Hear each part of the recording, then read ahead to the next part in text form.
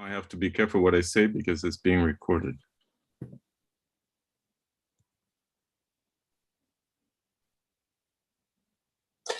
Okay. I want to welcome you all to this second version of the Seminar DAR 5, Physical and Digital Models, Ways of Knowing and Conceiving Architectural Space, which put together scholars from PUCP Peru and UCLouvain in Belgium, and some experts and scholars and architects from around the world. I want to invite David Vanderburg to make the presentation for our first presentation of Frédéric Andrieux. Okay, thank you, Paolo. I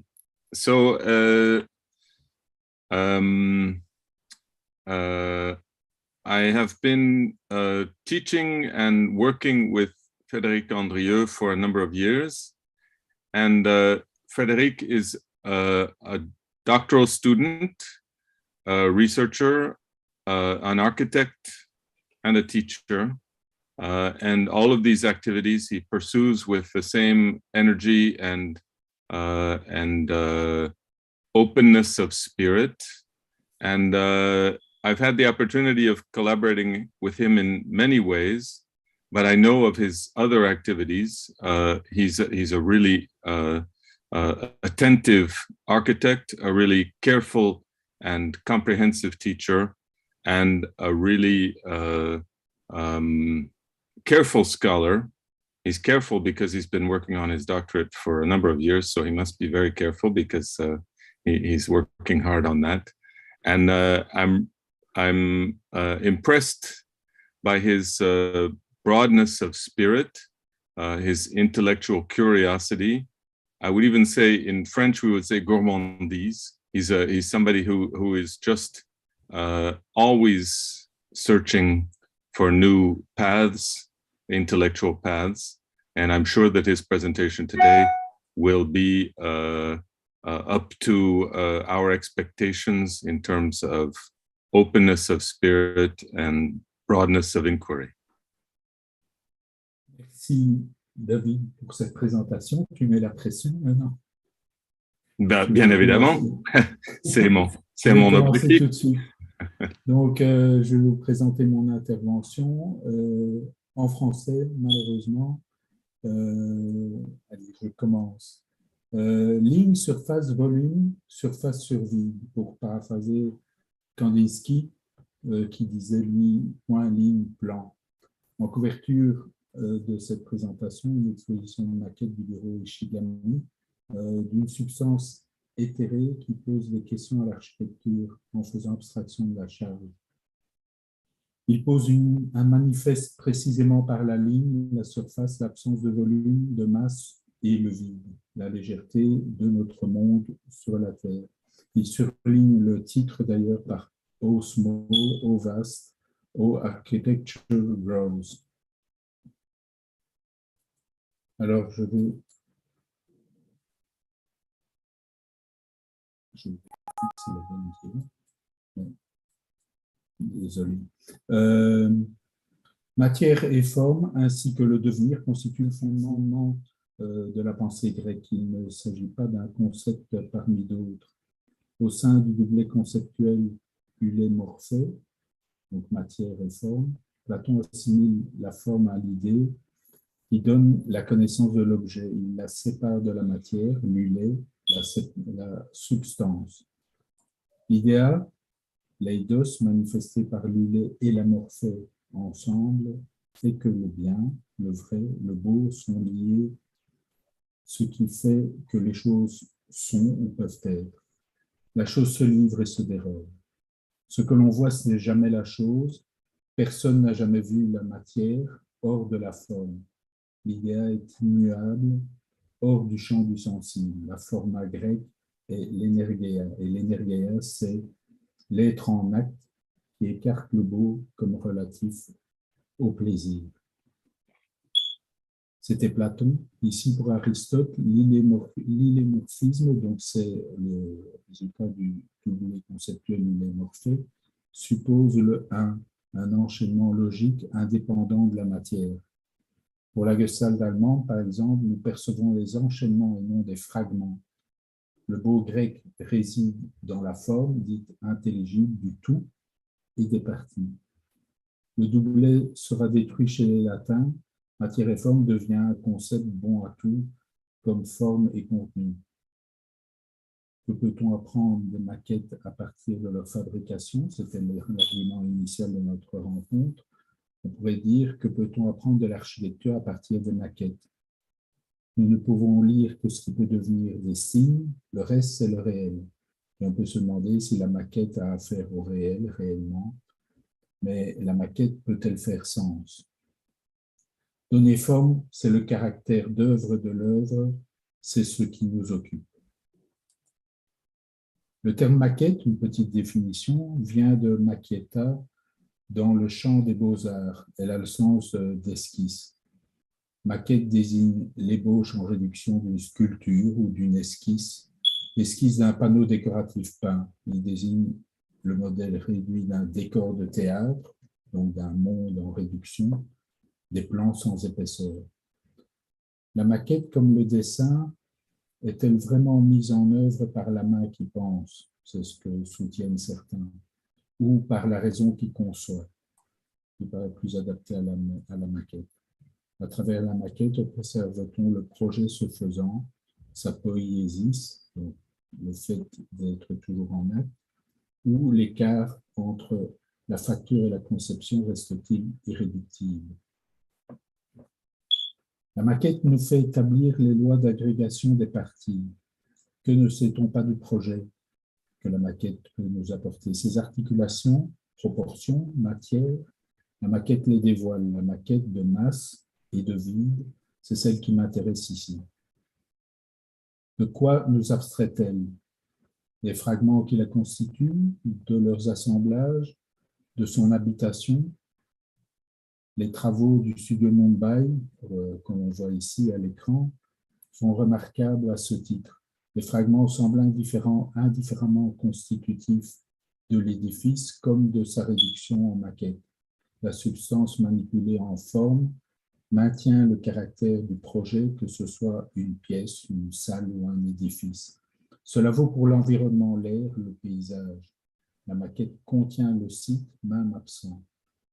Je parle bien donc des maquettes du UCLouvain. Les éléments s'accordent en un langage semblable à un casier d'imprimeur. Les fragments portent déjà le sens du tout. Ce sont des maquettes de masse, tout est substance, même le dehors de la forme. Les substances, les assemblages de formes portent l'attention de ceux qui les ont polis et manipulés. Les fragments sont toujours déjà le tout, déjà habité. Il n'y a pas d'écart entre la maison et la maquette. La forme est matière, l'impossible assemblage du doublet conceptuel fait se tient. Alors ici, on va passer en revue une série de cas de maquettes, on va dire, emblématiques. On verra que certaines sont peut-être curieusement choisies, dont par exemple les panneaux de Ghiberti du bâtisphère de Florence. Ce sont des bas-reliefs entre maquettes et dessins perspectifs, une maquette de géométrie plus que de volume. Une même matière déploie, le bronze, déploie spatialement toute chose. Elle entend s'étendre en espace par le jeu fondateur de la géométrie, propre et chère à la Renaissance, comme une maquette d'architecture centrée et fixe, la perspective centrale. Ces panneaux nous démontrent que la perspective est une forme de maquette expérimentale des architectures que la Renaissance classique entendait déployer. L'homme s'empare de toute chose du monde coulée dans une matière unique, ici le bronze. On passe ici à un autre cas relevant et intéressant le propos, c'est à la Renaissance les maquettes qu'on pourra assimiler en tout cas dans l'esprit à celles que Alberti préconisait et que Brunelleschi pratiquait. À la Renaissance, les méthodes de conception quittent les habitudes médiévales. Les dessins, à l'échelle 1/1 au sol ou sur les murs par un maître tailleur, qui n'est d'ailleurs pas encore autonome par rapport aux confréries. C'est la caractéristique de ce que va apporter la Renaissance. Alberti et Brunelleschi, semble-t-il, ont prescrit l'usage de la maquette nue, donc sans ornement, en tant que manifestation de masse, de vie, de plein, de lumière, comme l'essence première de l'architecture. Il s'agit de ne pas distraire l'œil par la couleur et les détails décoratifs. Alberti oppose la qualité architecturale à l'ingéniosité de l'architecte. On verra que ça nous intéresse plus tard dans les propos. Il s'agit de mesurer les relations avec le site, entre les parties et les dimensions qui en font les qualités. Complet, l'édifice, représenté par la maquette, entre dans la catégorie du beau, une fois que rien ne puisse lui être ajouté, retiré ou modifié, sans mettre à mal l'équilibre du tout. La maquette incarne une idée, donc au sens de designo, qui ne peut être conçue que par ce moyen. Les parties sont liées par un réseau de bandes, de pilastres, de lignes. Les maquettes pourraient donc tracer, si on pouvait les rassembler, une histoire des modes d'assemblage formels, pans, murs, pilastres, ordre, corniches, entablement, baies, selon leur degré d'importance à une époque donnée. Alors, un cas particulier, le Saint-Sépulcre d'Alberti à Saint-Pancrace, qui est comme une maquette d'une architecture idéale. C'est un manifeste de la Renaissance classique, un temple dans le temple. Il met en œuvre la perfection géométrique des assemblages décrits par le classicisme, si ce n'est qu'il est sacré, habité par une figuration religieuse. De dehors, il semble plein, comme une masse. On retrouve un ensemble ornemental manifeste des principes décrits par Alberti, le plan rectangulaire, un système de proportions, les pilastres, les chapiteaux corinthiens, les linéaments en pierre grise, les murs de marbre blanc. On peut dire donc que c'est une maquette, un édicule en soi, lié à son environnement par des réseaux au sol, au mur, par ces mêmes surlignages et les mêmes pilastres. Les théories du classicisme n'ont pas toujours trouvé lieu où se déployer, donc les jardins et les chapelles ont permis ces manifestes. Là aussi, une histoire est possible entre ces lignes et ces plans selon leur présence dans l'architecture déployée. Brunelleschi, maintenant, qui donc avait recours aux maquettes en briques sans armature, ainsi que maquettes en bois. Les détails étaient souvent faits en bois, mais les maquettes, comme on voit ici, sont plutôt massives et sans ornement. Juste ce qu'il faut pour faire exister les murs et les pans de murs. On voit les pilastres et les arcades fines qui tiennent la base du dôme. Il leur adjoint des maquettes de détail pour étudier les ornements, comme pour la lanterne de Santa Maria del Fiore qu'on voit à gauche. Les maquettes de masse cherchent à résoudre les relations entre les éléments architecturaux. Les murs se manifestent par les entablements, de nouveau les nervures et les pilastres. Il cherche à mesurer la manifestation de la masse et des courbures du dôme. La maquette prend le pas sur le dessin, beaucoup plus souvent qu'on le pense, même si on a fait une volonté le contraire pendant la Renaissance, florissante pour le dessin et la géométrie. Passons à un cas particulier qui fait un lien particulier entre la Renaissance classique et ensuite le baroque, en passant donc par Michel-Ange qui représente lui plutôt le modernisme. Michel-Ange s'est inspiré des modes de conception de Brunelleschi pour le dôme de Rome et pour la sacristie de San Lorenzo, La maquette de Santa Maria del Fiore devient un modèle pour le dôme de Saint-Pierre. Mais comme à son habitude, Michel-Ange, en accentuant les composants, alourdit l'ensemble qui perd en élancement et en légèreté. On voit les deux maquettes proches l'une de l'autre qui montrent cette perte. Pour la nouvelle sacristie de San Lorenzo, il pousse les éléments expressionnistes au-delà des assemblages de l'ancienne sacristie brunelleschi. Il multiplie les effets, l'ordre colossal, il rajoute un étage, les fausses fenêtres qui étaient dues au fait que les conditions de mur de l'autre côté du mur n'étaient pas identiques et lui voulait les rassembler. Les doubles pilastres, les colonnes, les élévations sont identiques, quel que soit leur voisinage extérieur, ce qui isole la sacristie. Et je crois que c'est Vasari qui disait que les morts étaient eux-mêmes donc isolés dans ce lieu. Michel-Ange marque un mode décoratif hybride, il inaugure une nouvelle posture d'architecte qui entend exprimer son statut d'artiste. Il importe aussi les pratiques de représentation des arts vers l'architecture. Selon Vasari, il réalise une maquette pour toute chose qu'il réalise. L'escalier de la bibliothèque laurentienne, par exemple, est réalisé en argile, ductile, donc souple. Cela va permettre des effets plastiques, expressionnistes, pourrait-on dire. L'ornement est rapporté et n'émane pas de la forme d'ensemble. Les dessins complètent les plans et façades de façon descriptive. L'architecte prend seul les décisions nécessaires en tant qu'artiste. Ainsi, l'ornement prend des tours grotesques parfois, comme des transgressions envers le purisme et la légèreté de Brunelleschi. Vasari critique, dans ses textes, le grotesque de la décoration faite par allitération, surnuméraire, nombreuse, les savoirs des traités ne sont plus partagés. Les modalités géométriques brunelleschiennes, la systématisation d'Alberti, sont donc écartées par le dessin libre d'une architecture plastique. En fait, du coup, Michel-Ange ne se réfère qu'à lui-même. C'est la fin des traités comme référent. Le symbolique s'efface devant le formel, la matière perd sa manifestation originelle. Les pratiques aussi de Michel-Ange ne sont pas un tout homogène.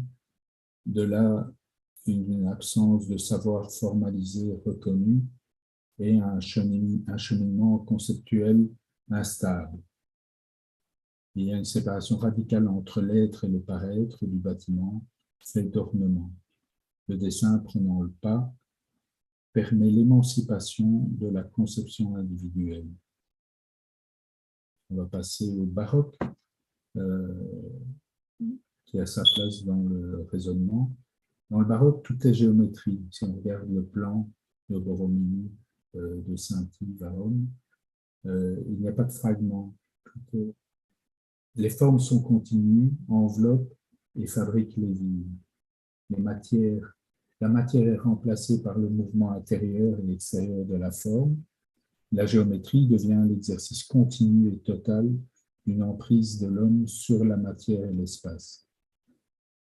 Ce qui est abstrait ici, c'est la matière elle-même, au profit de la forme, comme mouvement abstrait la matière. Le mouvement de la forme abstrait la matière. La géométrie crée ses règles à mesure qu'elle définit les formes. Elle fonde les doublets ulémorphés en un seul mouvement. Le modèle doit s'adosser au déploiement géométrique du dessin pour rendre la facture raisonnablement possible. Alors on passe, enfin un saut quantique, on passe à la période, on va dire, contemporaine, ici avec des maquettes en pâte à modeler de Louis Kahn. L'abstraction, c'est la thématique que je poursuis, c'est l'abstraction qu'opère la maquette par rapport au réel. Donc, une petite définition, l'abstraction se dit de enlever en tirant ou, au sens figuré, enlevé d'un ensemble par la pensée. Le sens moderne devient considérer isolément une matière générale ou un objet. La maquette physique se présente comme non figurative, hors de sa propre réalité, hors du réel même. Pourtant, sa facture, et par là sa forme et sa substance dans la maquette, dirigent nos décisions directement, hors de sa dimension de représentation, comme déjà porteuse de sens. De quoi abstrait-on l'architecture par la maquette? Que lui adjoint-on? Une autre petite définition, l'abstrait est le résultat d'une opération d'isolement, par analyse, d'un ou plusieurs éléments du tout dont ils font partie, de manière à les considérer en eux-mêmes et pour eux-mêmes. C'est ce que produit effectivement le travail de la maquette. La maquette physique qui nous intéresse aujourd'hui présente une architecture volumétrique de masse, d'une unique substance et d'une forme sans mesure. C'est ce qu'on observe dans ces maquettes molles de Louis XV. Nous cherchons les règles formelles, les équilibres entre vide et plein, qui définissent la morphologie qui est l'objet de la conception même. Dans la maquette de Cannes, l'évolution du flou au précis réduit l'incertitude. Elle s'oppose à la production indispensable de l'incertitude. Donc, on passe d'une incertitude à des certitudes momentanées. C'est pour ça qu'il est important que la maquette soit souple. La poésis, l'architecture se faisant, l'architecturation génère l'apparition de lois d'agrégation. Entre guillemets, c'est une citation. La pratique de la maquette semble avoir été perdue avec les écoles de beaux-arts. Elle revient avec Gaudi, Mise, Le Corbusier et bien d'autres à l'époque moderne. La maquette géante en bois plein, dur, de Champ de Gare, qui avait été présentée au Centre Pompidou il y a quelques années, si elle étend un sol sans fin, fait abstraction du paysage qui accueille le projet. Les parties du projet, d'une même matière, le bois, parfois de tonalités différentes, projettent l'ensemble. L'abstraction formelle des édifices, sortis du sol, qui s'érigent et émergent, voisine les mouvements de sol. Le paysage proche de la sculpture abstraite, donc cette espèce de grande étendue en bois, proche de la sculpture abstraite, fabrique avec les sols des lieux souvent de grandes étendues vides. Il y a peu de choses excepté le projet de Le Corbusier. Il s'agit sans doute d'une maquette manifeste plus que d'une maquette d'étude, une œuvre plastique qui dit le projet seul. Ronchamp ressemble à un dolmen lourd, massif, volumique. Il n'en est rien, la maquette nervurée que l'on voit en dessous, à l'inverse, semble légère, sur le point de s'envoler comme un dirigeable. Et c'est pourtant la réelle consistance constructive de la chapelle, faite de coques de béton.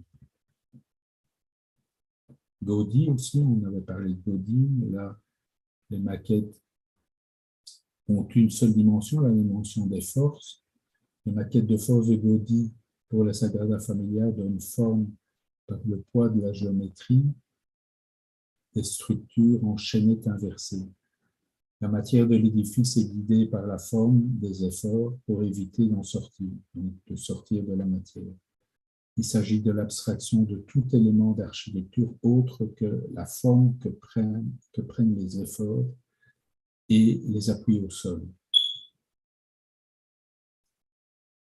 Des modes de fabrication et des morphologies apparaissent nouvelles ces dernières années. La morphologie des vides et des pleins et de leur voisinage. Chez Sana, Beethoven, Richthofen ou R.S. Matthäus ici, dans la pratique des maquettes, de masse par retrait ou ajout, de volumétrie vide. des volumes négatifs qui se voisinent pour aménager des salles positives ou inversement fabriquent le projet. Chez Mathéus, au milieu, on voit l'emblématique inversion des volumes traditionnels. Et à droite, le retrait de matière par des formes sphériques négatives dans ce projet de pavillon présenté à la Biennale de Venise, qui pose la question de la réalité constructive des volumes plastiques et de leur substance. Alors, quelqu'un qui m'est cher, intellectuellement, architecturalement, Walter Pichler, qui est un sculpteur autrichien, qui a pris l'habitude de faire émerger des architectures qui se manifestent par ligne, surface, volume, sur des villes, mais aussi la masse, le poids, l'air, son mouvement, sa chaleur, sa fraîcheur. Chaque maison est habitée par une sculpture qu'il nomme stèle. Donc, à chaque stèle, il construit une maison. Les dispositifs qui en constituent les parties ne sont pas tout à fait ce qu'ils sont. Une porte n'est pas tout à fait une porte, un seuil, un escalier, une élévation n'est pas tout à fait une élévation.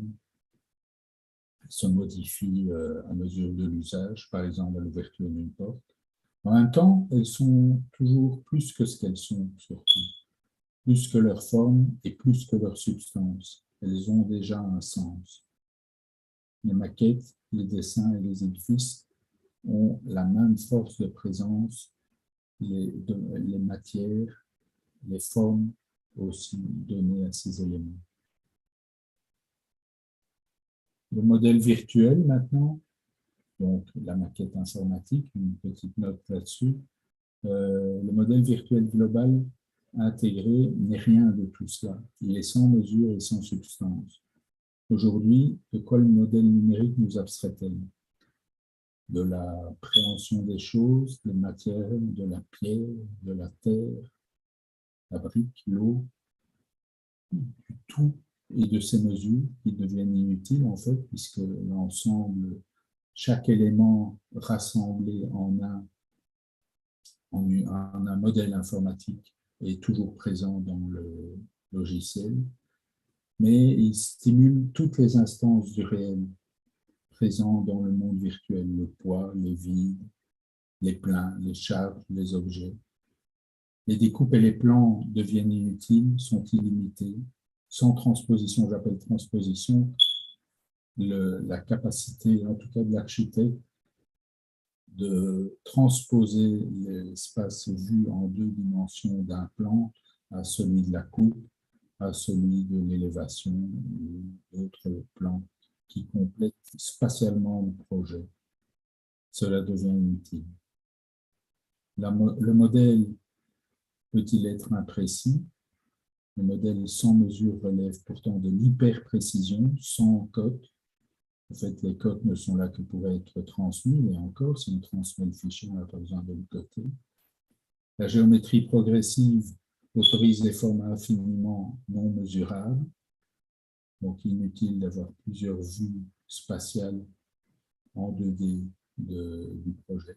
La maquette physique fixe un temps hors de soi le projet, alors que le modèle informatique se maintient toujours hors de soi. Il est à disposition. Regardons les modèles ici informatiques des édifices non construits par Cannes. En fait, il s'agit d'une recherche d'un enseignant de Pennsylvanie qui a mobilisé des étudiants il y a déjà bien longtemps, il y a une vingtaine d'années, pour fabriquer des modèles informatiques des bâtiments non construits de Cannes et les comparer, on le voit ici, avec les dessins de Cannes. Et donc, regardons ces modèles, les édifices non construits de Cannes. Est-ce qu'on est en présence de ce qui est fondamentalement architecture dans ces projets? Qui nous le fait voir, Louis Kahn ou Silicon Graphics? Voilà, je termine là-dessus. Encore 2 maisons pour des sculptures de Walter Pichler. Je vous remercie de votre patience.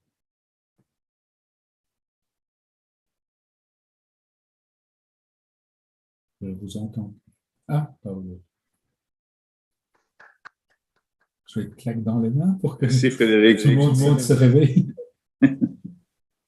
Merci, Frédéric. De rien.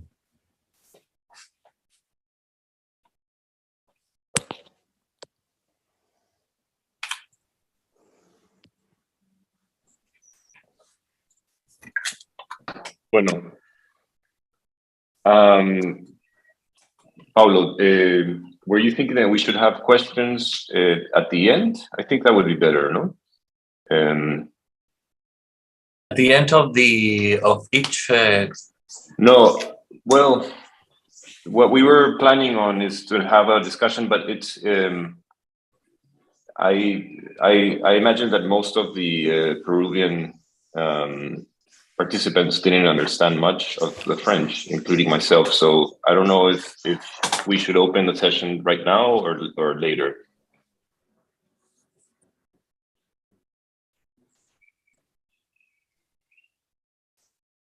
Yeah. Qu'est-ce que tu penses, Jean? C'est possible de faire à la fin? Je ne sais pas si nous sommes tous pour faire la séquence. Je pense que si on fait à la fin, on va oublier certains éléments qu'on a en tête maintenant après l'exposé de Frédéric, et que des choses qui pourraient être intéressantes à lui adresser vont tout simplement passer à l'arrière-plan par rapport aux exposés qui auront précédé juste le moment de discussion. Donc moi, je maintiendrai le moment de discussion maintenant. Ok. Je ne suis pas le seul à donner des avis. Hein. Qu'est-ce que tu en penses, toi, Paulo?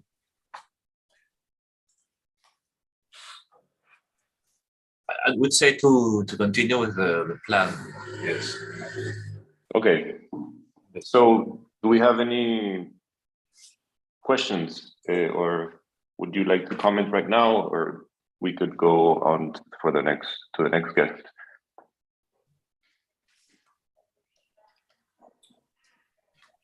Moi, je suis en tout cas partant pour une première question.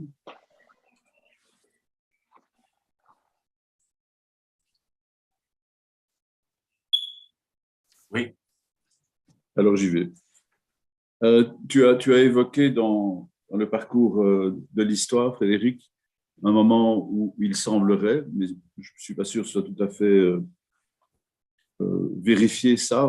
Il nous manque peut-être des éléments qui ont disparu dans l'histoire. Enfin, il y a quand même de bonnes raisons de croire qu'il y a eu un estompement de la pratique de la maquette, en tout cas tel qu'il s'est développé au moment de la Renaissance, et puis plus loin encore jusqu'à l'âge baroque, mais ensuite, effectivement, le néoclassicisme, jusqu'aux Beaux-Arts dont tu parlais, semble être passé par d'autres chemins pour accompagner les processus de conception. Je ne sais pas si c'était un recours plus systématique à des outils graphiques comme la mise en rapport géométrique des plans élévation et coupe, ou la systématisation du recours à la perspective. J'en sais rien, je n'ai pas particulièrement de vue là-dessus, mais est-ce que toi, tu pourrais en dire un peu plus à partir des considérations qui sont les tiennes en termes d'abstraction sur quand même ces quelques siècles où il semblerait que la maquette est refluée? Justement, ce que je pense, d'après ce que j'ai pu comprendre, c'est que là, je parle d'abord de mon point de vue à moi, c'est-à-dire que ce qui m'intéresse, c'est la maquette massive, la maquette sans ornement, la maquette non descriptive. Et je pense qu'il y a dû y avoir une époque où la maquette était essentiellement, donc comme tu dis, hein, le néoclassicisme, l'historicisme jusqu'au 19e siècle, où en fait la maquette, me semble-t-il, est plutôt une maquette dite analytique. C'est comme ça qu'ils appellent ça dans les textes, par exemple les grandes maquettes de l'opéra et des choses comme ça, où la maquette est descriptive jusqu'au décor et ne concerne absolument pas le tout dont je parlais au début. Donc, c'est plutôt des maquettes de démonstration, des maquettes, que des maquettes de projet, en fait. Ce sont des maquettes de communication. me semble-t-il.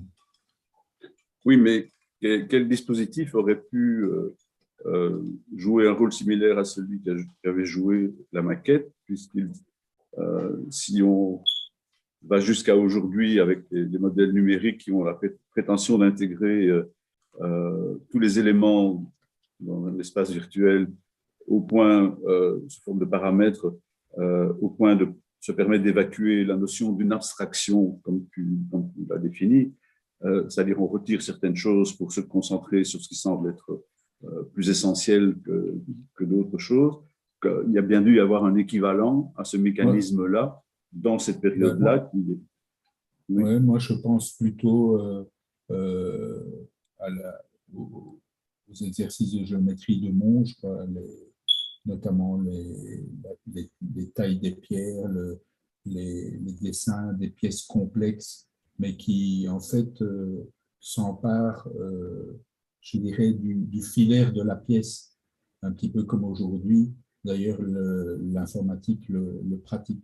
Mais je pense qu'il y a toute une période, donc cette période-là, période bénie de la géométrie, liée, parce que j'ai aussi traité de l'époque sur la perspective, où tout a été systématisé. Alors, pendant la Renaissance, évidemment, c'est la naissance de ces traités de perspective et de ces grands exercices.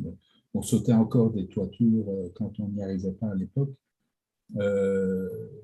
S'il y a dans cette période-là, donc la période de Monge jusqu'au 19e siècle, même au 20, fin du 19e siècle, il y a une systémisation technique. C'est devenu comme une science parmi d'autres, mais qui produit des dessins qui peuvent prendre en charge cette question de l'abstraction, me semble-t-il. Merci Frédéric. Paulo? Thank you, Frederic. I will try to make it in English.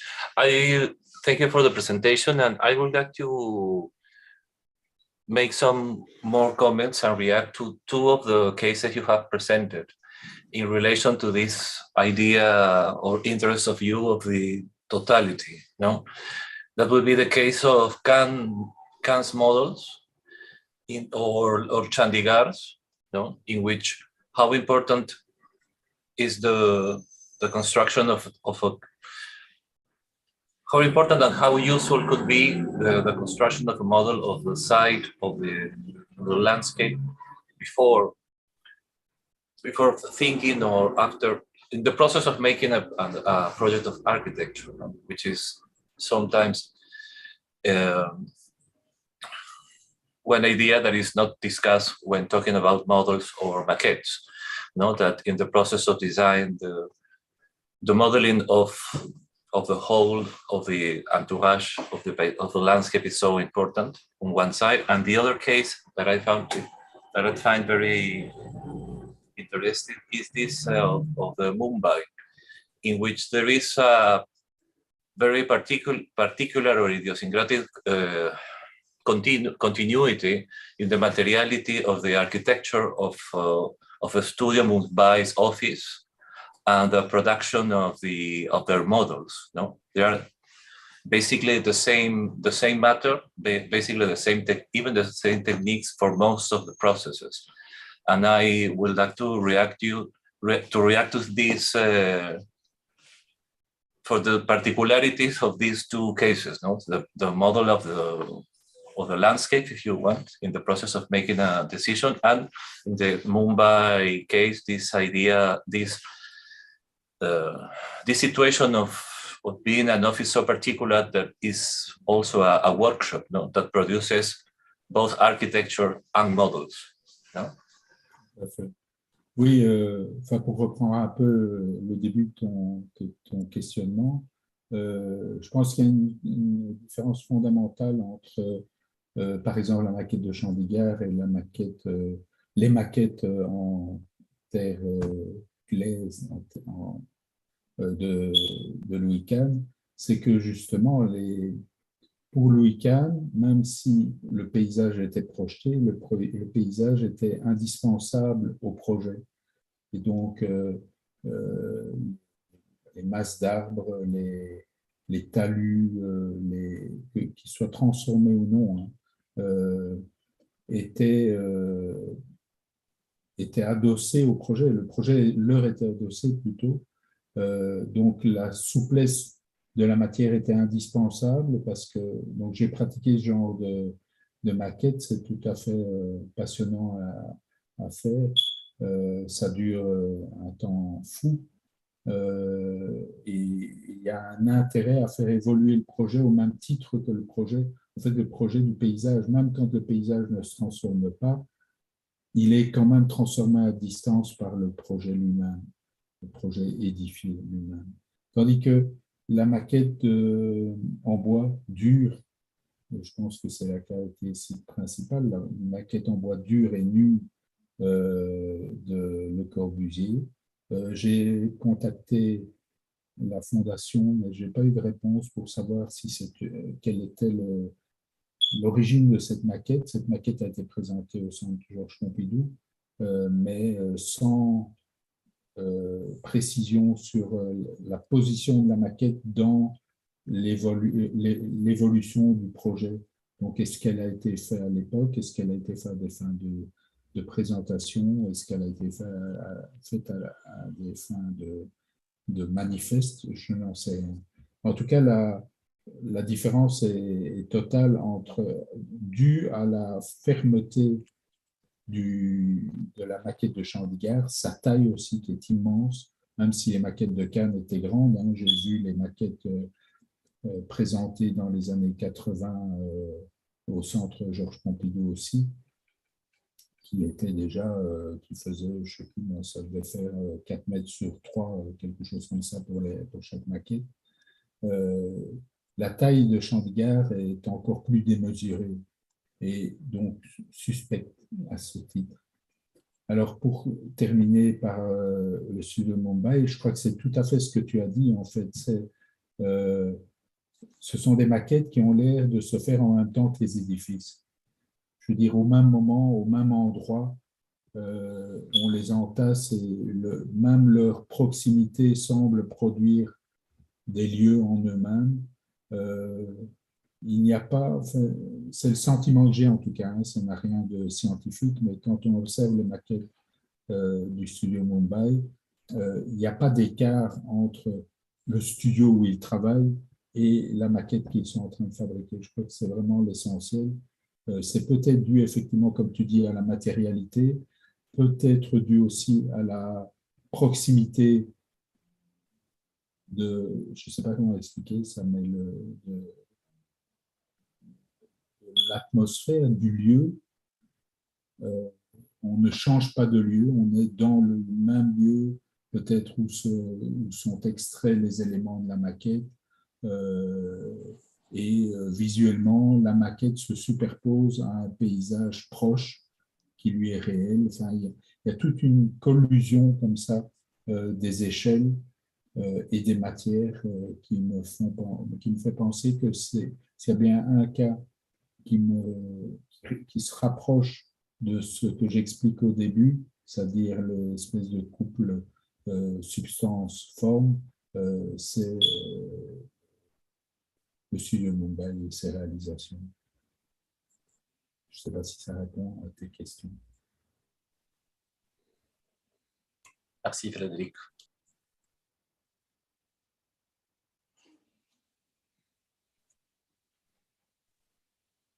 Thank you, Frédéric. Now I would like to welcome Kiko Mayorga and Gabriela Concha for the next presentation. They will be talking about a project that they're working on together. Kiko is an electrical engineer, a technologist, and cultural researcher. And he is co-founder of IWA, and I think you're still coordinator at UTEC, right? UTEC Garage, yes. And he is also a co-founder of Escuelab, a let's say, a technology-focused but socially oriented organization in Peru. Gabriela Concha is a Peruvian artist, and her projects have been exhibited at Arles, Mexico City, Cusco, and Lima. And she is currently working on a photo book and a movie about a mining camp in the south of Peru. From what I know about the project that they're working on together, it's a photographical project that touches upon some interesting points regarding models or maquettes, specifically what it means to look at a space, from where do we look at it, no? And also what it means to reproduce it, no? And so they will explain this better than I will, so welcome, Kiko and Gabriela. Thank you so much, Gary and Paulo and everyone here. Excusez-moi, juste une petite chose, je dois départager mon écran, non? Ou est-ce que vous m'avez toujours à l'écran? Pour savoir si c'est parfait, c'est parfait. C'est parfait? OK. Oui, c'est bien, c'est bien. Merci. Okay, so hi, so we're very happy to be here. Let's wait a second until Gabriela shows up. Is she here already? Hi, Gabriela. She's there.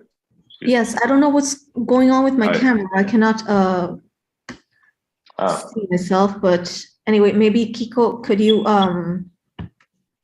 maybe go to the files and maybe we could, I'm gonna. Oh, please try to share the pictures. Maybe we can see them still. Okay. Okay. Let's see. Yes, we see your screen. Okay, great. All right. So I would like to, I'm sorry, Kiko, I interrupted you. Okay, no problem. So right, as Gary was saying, we worked on a project from Gabriela like 4 or 5 years ago, and we're going to talk about 3 or 4 artworks that deal with the subject of perspective and how we can explore different ways or not very natural ways to deal with perspective and why it should be interesting. And so Gabriela is going to start with this project I collaborated on, and then I will show 2 other projects that I worked on before, which also deal with similar close thoughts, but let's see. Okay, so Gabriela, go on, please. Okay, thank you, Kiko. Can everybody hear me well? I don't know what's going on with my, yes? Yes. Right? Yeah, okay, perfect. Thank you so much. Yes, well, I would like to start talking about the project that is Ángulo Cero, which translates in English to Angle Zero. The title of the project's response is to how we see how our angle or point of view is actually very centered. And that was a personal necessity for me to subvert what we normally see, as I fell into the conclusion that the order we give to our surroundings is like a refugee to our own disorientation. So this project started in 2008, and it is important to say the year, as by the year we didn't have the capacity of working with good optimization programs, as well as computers that could handle very, very large files. Actually, to make this, I had a lot of difficulties. So what I did first, well, I would like to first start with, I don't know, something that you could imagine. If you could imagine yourself standing along a corridor, for example, it's representative most of us as a triangle, where the farthest we look, the more narrow it becomes. As in these pictures, for example, well, what happens whenever we look at depth in space? Gabriela, sorry. Yes? Are you already opening the images, or is this just the thumbnails? Because we just see the thumbnails. Oh, I'm so sorry. Okay, so maybe that, like so that way? that's much better. Good, thank you. Okay, thank you. Do this as well. Can you see it there, or you can only see the images? I'll do it this way. So from the point of view of a, well, I started to think of the point of view of a blind person, for example. And I started to think that maybe the sidewalk or a corridor would not compress. That maybe the space curves inward or outward. So looking at the beginning of the corridors or sidewalks, for example, I could always see this trace line to slightly curve in its opposite direction. It wasn't a straight line. So same thing happened on the left side of the sidewalk. Its limits would curve outwards as well. So if you were to, I don't know if you can see my cursor here, but if you were to stand over here, the line isn't straight. It kind of curves outwards. So that was one of the points where I decided to make this project. So to make this project, I decided to, oh, sorry. Yes, I decided to construct a dolly to travel the straightest horizontal line I could capture with a camera and get different points of view from every single perspective in the space, only in the horizontal line, facing this space with a very simple, let's say, perspective. So I would travel as you do in movies from one side to the other and take, here I took around, I don't know, 1,000 pictures. This is another place where I took the pictures. These are daytime pictures. And well, this is kind of how it looked put together as a stop motion video. It's just like the traveling, what you see in movies a lot.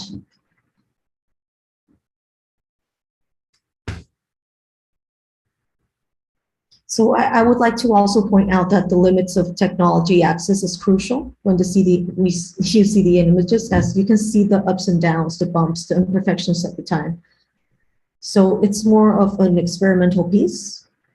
And I also believe it speaks on how nothing can be objective when you experiment, because even though everything can be controlled, you always have the subjective point of view of the person that is handling the project.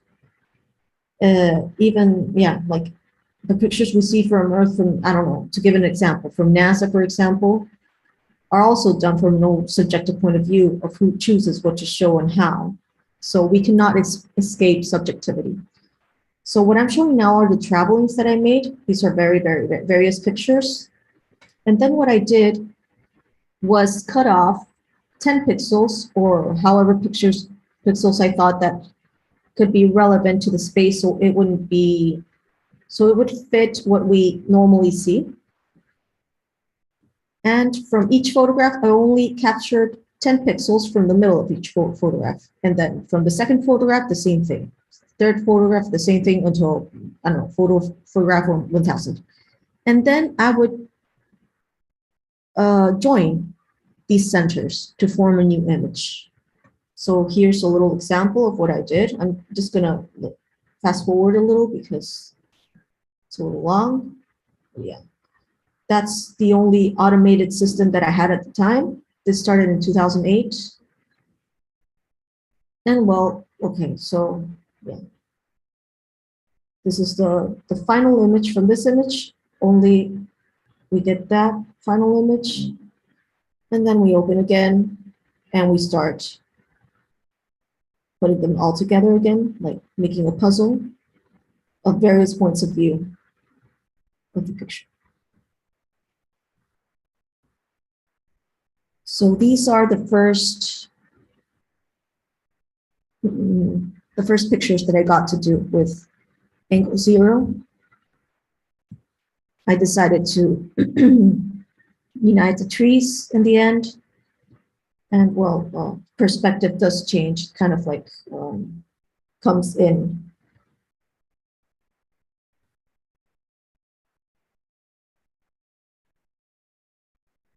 you can't really see what happens to perspective here. These were the first pictures that I made. Over here, you can't see because I was actually in front of the building very, very close, and I was looking upwards. But the result is that the building does not become triangular. In the end, it actually curves outwards. That's what I wanted to show. This is another picture from nighttime. Then we go to daytime pictures. So this was a field where people would play. And what happened in this result is that, again, the furthest you can look, actually depth is kind of felt like a wall. It's no longer, how can I explain this? It's no longer like a place where you can walk into. Maybe it's more like upwards. It changes, and it also opens. This is a beach.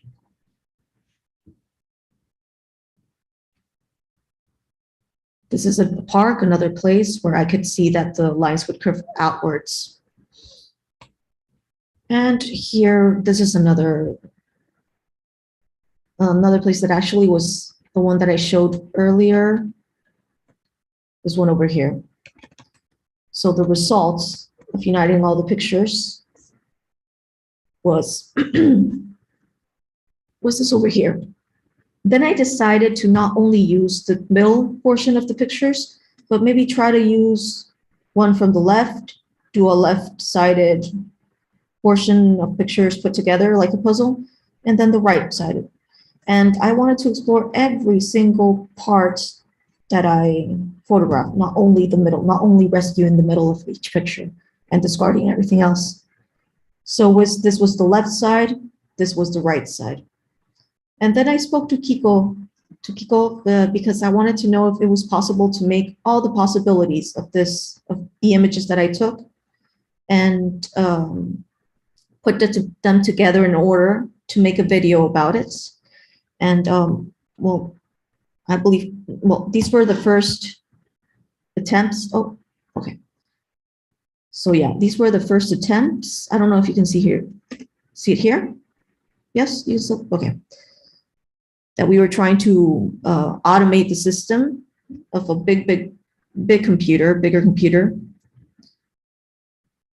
And well, the computer wasn't understanding how to make it, but we did use GIMP, and we used ImageJ, which are programs where you can actually program your own thing for your own necessities. That was very helpful.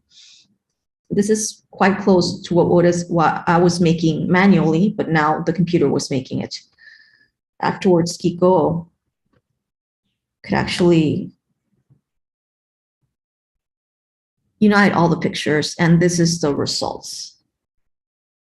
So we are seeing this 003 JPEG still image, or are you showing the video? No. I'm showing a video. Let me see. No, it's not showing. Okay. Okay. Can you see it there? Yes, now we do. All right.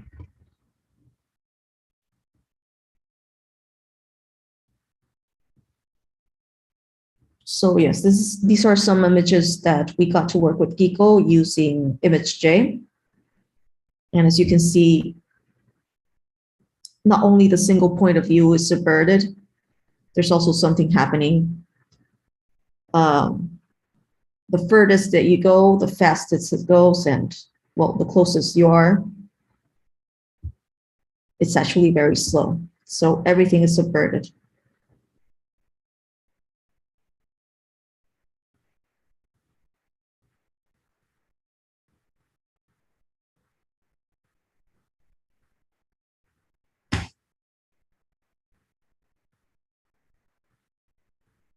So speaking about subjectivity, I do believe that we cannot escape subjectivity whenever we're trying to be very objective and trying to understand something in a different way. But from an art's point of view, this is not a problem. and the results we show have a glimpse of another reality. But that reality is not scientific. But what is being destroyed, however, is the theory of perspective as we know it. And the question that arises from this project is how the world's construction influences our belief systems.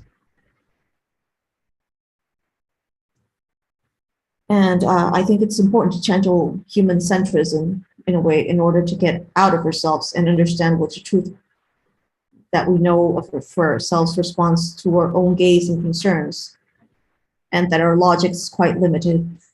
Another thing that I thought that was very beautiful to find out from this project is that from what I initially did in these traveling videos, the way that we reorganize it, it's like having a puzzle, and we just broke it apart and we reconstructed it with the same images. There was no Photoshop in this. We are using the same kind of information that you see from the left on the right, but in a different order. And I find this very, very beautiful and very amusing of how changing or creating another order in which you see the images, something else pops out and that you could not see in the beginning, even using the same image.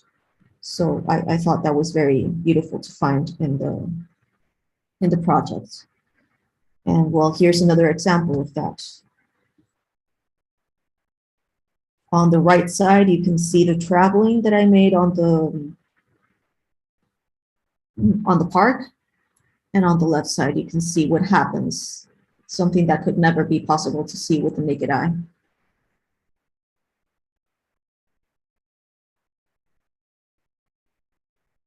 So yeah, well, I think that was it for angle 0.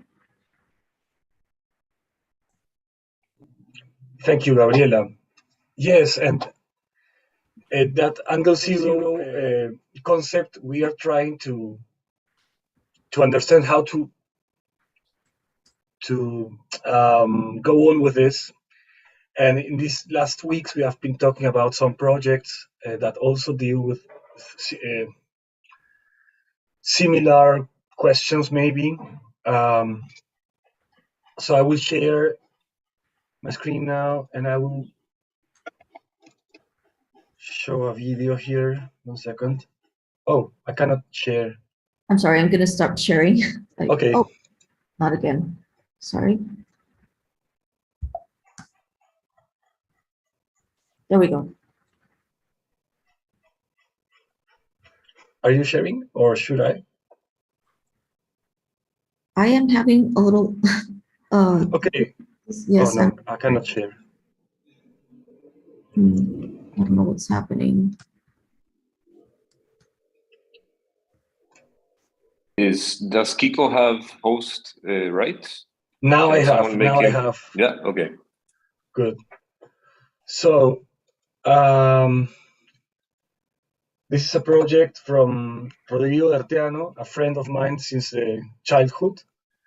I collaborated with him and 2 or 3 more people to build this project. I'm gonna run it a bit faster.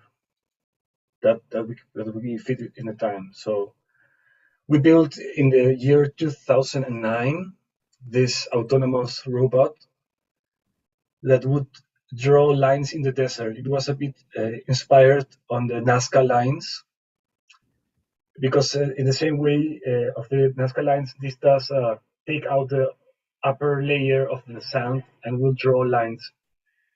And in this project, Rodrigo, it was his art project.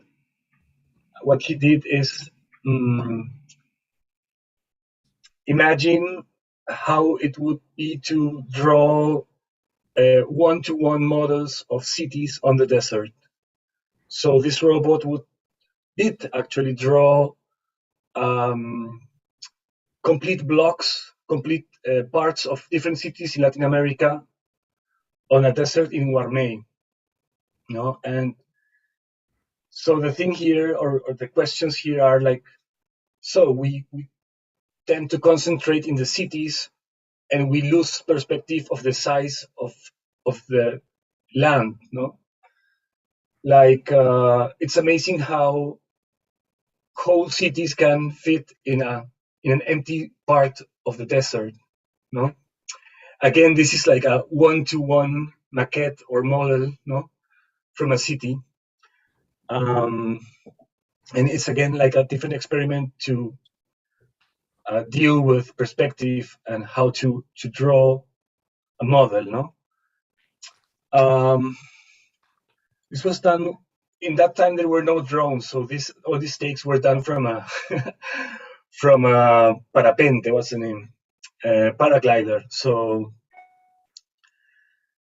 and well, it was a whole challenge of building the thing and so on. That's me like 10 years ago. or 12. So this is how the cities were transported to this desert and kind of put together, trying to respect the real size. No, so this was, in the end, you could walk on the desert like walking in the blocks of these cities, like, but all of them like collapsed together. So this is one project I wanted to show, and then I have another one that also deals with kind of subjectivity and how to like flatten the perspective, that it's not how you see, but it's more like what you can cover. No, so this project is from 2004. I worked together with José Carlos Martinat and Arturo Díaz. We built this intervention in the center of Lima, where we, in that times, Google was a really small company, and we wrote an email to them and asked for permission to do searches, automated searches, what we call today machine to machine, or APIs or so. And then what we did was we were listening to the newspapers through machine to machine, so reading text from the newspapers, web pages, and we were pulling all of the other information that was on the web. No? In those times, the information on the web was not that much, so it was easier to say, okay, we're getting all of the information related to this news. And all of that information was then printed and thrown on the streets in the center of Lima for a few days. We had this computer running everything in the background, so a very old one actually now. And I have a video of this. Where is it now? Moment.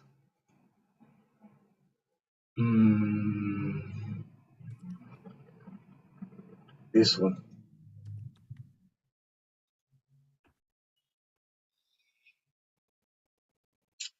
So and again, this is like the usual way you get information is through news feeds or actually very subjective ways of looking at information happening, of things happening. No, so what we're doing was like forcing this machine to complete the possibility for people to get to that information in a more objective way. Like there's all the information, not just the one you get. No? And that is like very important. In the meantime, I will make it faster. That, no? But I mean, this was 2004, and the web was much smaller. No, now that it's huge. There's again the same concern that Gabriela has. No, like there is a reality, and there should be ways to understand it objectively and not just through perspective.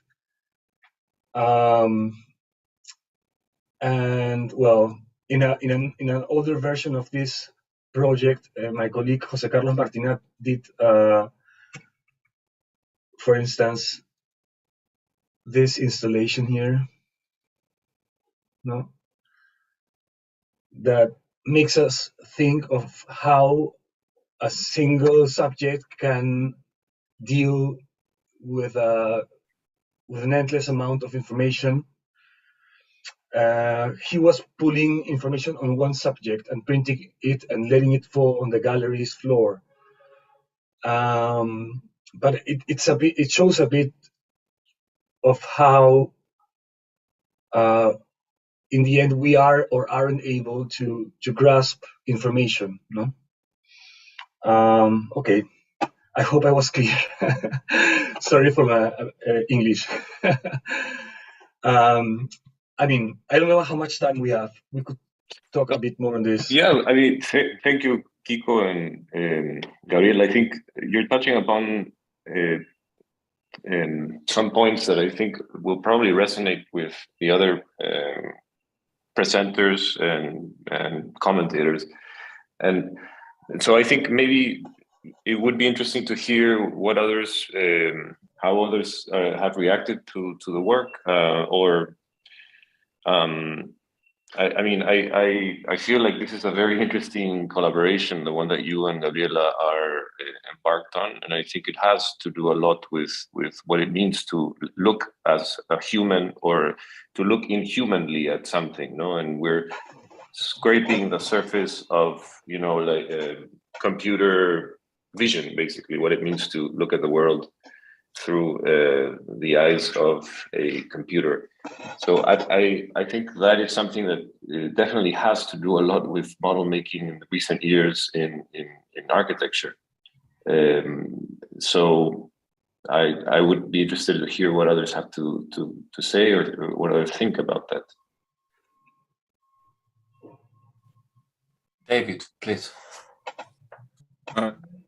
Yes. I'm not sure if I can you hear me? Yes. Yes, you hear me? Yes, we can. Okay. Just a question for both of you, which is maybe a bit provocative, but I'm struck by, and this is something that I very much like about what you've been saying, both of you, and I'm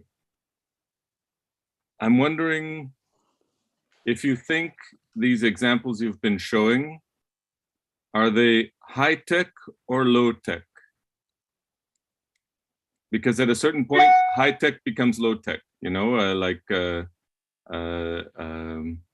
at some point, the things that we do that were high-tech at one point become low-tech. And what is the aesthetic of these initiatives, like the robot in the desert, like the what's it called, a planning? No, it's a training. No, what's the when the camera moves? Are these things high tech or low tech? That's my question.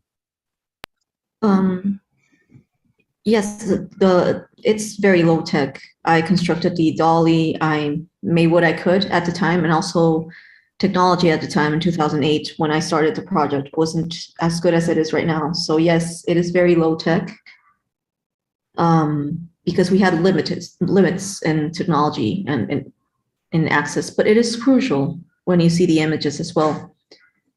As you can see the ups and downs, the bumps, the imperfections at the time. It's more as an experimental piece.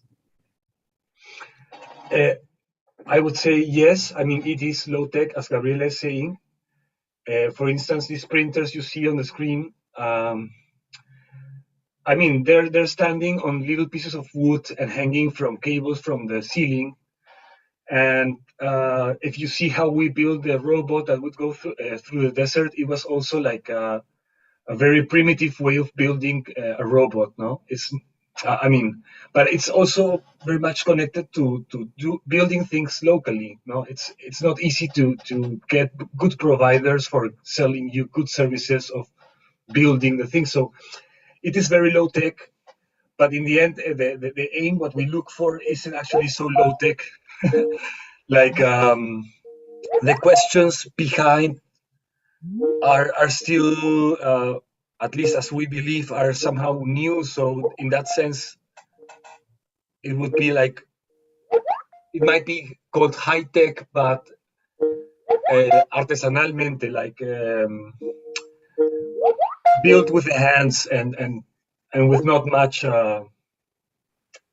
precision and so on. No, but so it's kind of both actually. Low tech because of how we build it, and high tech maybe because of what we are asking. But it's in there, in between there. Thank you for the question. Thank you for your answer. I think I would like to ask a question. If thank you very much. For me, it was you're coming from a completely different angle, literally, making this kind of work, and in a way, it was very unsettling, but in a pleasurable way. Like it's giving a kind of out-of-body experiences where you also liberate us from our dominant kind of view.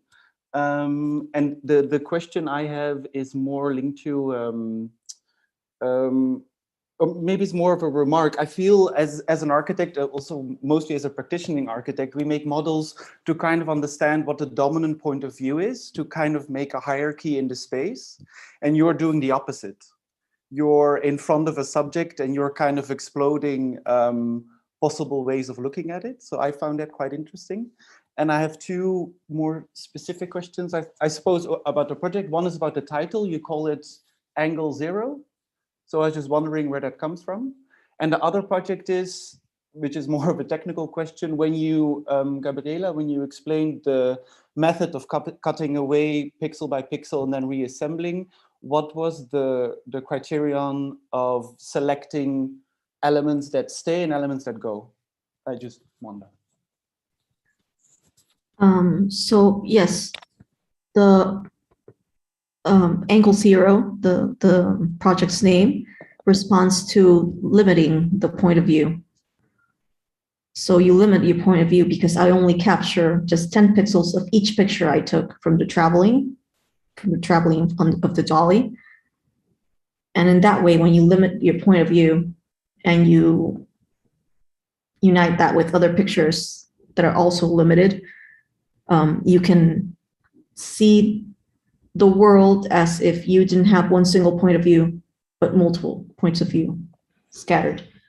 So yeah, Angle Zero, it's not actually Angle Zero, it's angle maybe, I don't know, 0.1, I don't know how much it is.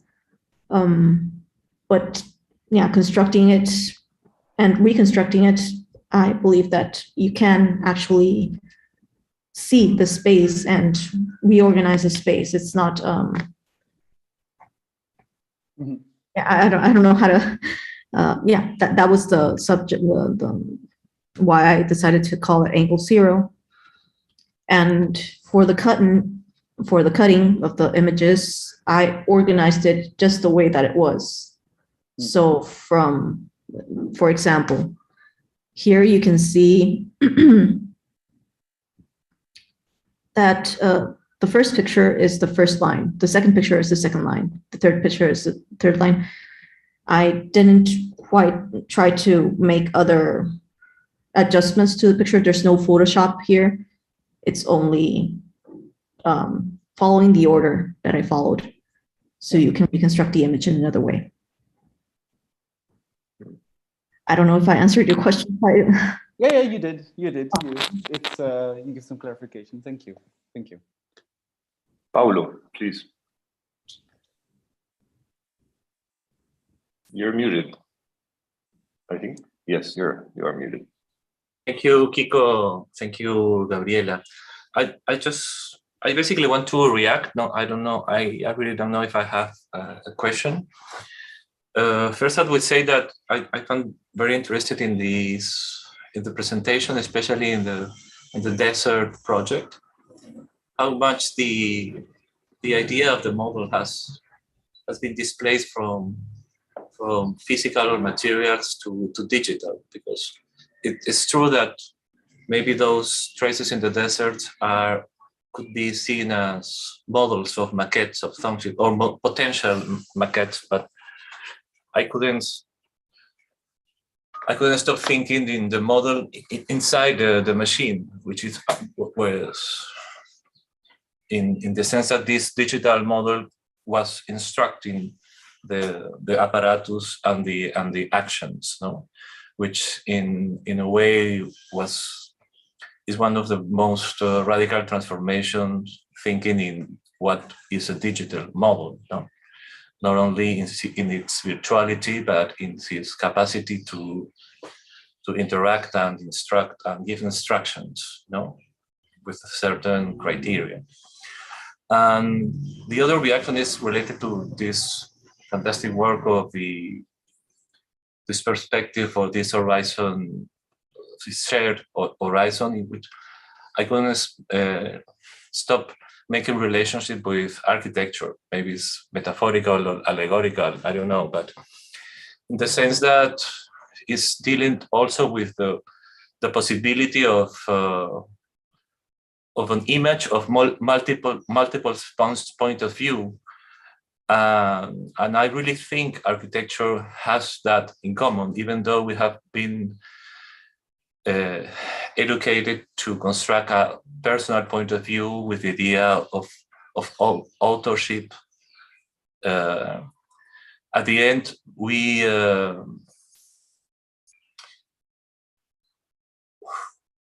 construct structures, we build up structure that has to contain all those perspectives too. And and sometimes we have the illusion that we construct individually, but we really make architecture in the process, in the process of accumulation in history. So I was thinking when every one of us make a entre guillemets unique house, how many houses really are there, no? And how easy would be to how interesting would be to superpose all the thousands or hundreds of years accumulated in this in the choices we make every day, no? And how important is to even though it's an individual action, to understand that it's a multiple action, not only multiple oriented, but actually is the trace that accumulates history. I don't know if I can make it sense with the words. Sorry. I think also, Paulo, what you're alluding to, it's from architecture. I think the first question that arises is how is this different from the history of axonometrics, no, which actually try to eliminate a single point of view, and it's probably the desire to expose or to present multiple points of view that create this distorted field, no, where the optical distortions of the machine, of the lens, become more legible, no, like the perspectives, the distortions, the vertical distortions of the lenses become more legible, no? But I think it's also interesting to think of this exercise or this project in the very, very long history of anti-perspective drawings or axonometric drawings. And there's an interesting book which you probably know, but it's worth mentioning. Massimo Scolari's oblique drawing. No, it's a history of anti-perspective drawings, and I think this project enters an interesting dialogue with that history, which I think would be interesting to revise if Kiko and Gabriela haven't come across that book. No? Yes, thank you for mentioning that, because I didn't know about that book. I would love to look for those oblique drawings. Yes, yeah, I think the title is Oblique Drawing, History of Anti-Perspective, I think. Yeah. It's from probably like 5-6 years ago, a little bit more maybe. Yeah, I'm very drawn to those types of works. And actually, there's a park here in Lima that is called Maria Reich, which is the archaeologist that discovered the Nazca lines, and that actually does go well with Kiko's project in Nazca, because Nazca lines were not made for humans to see them. It was actually made for it to be seen from space. It was for other beings to see them. So that is also a subversion. And about going back to the park of Maria Reich, if it's here in Lima.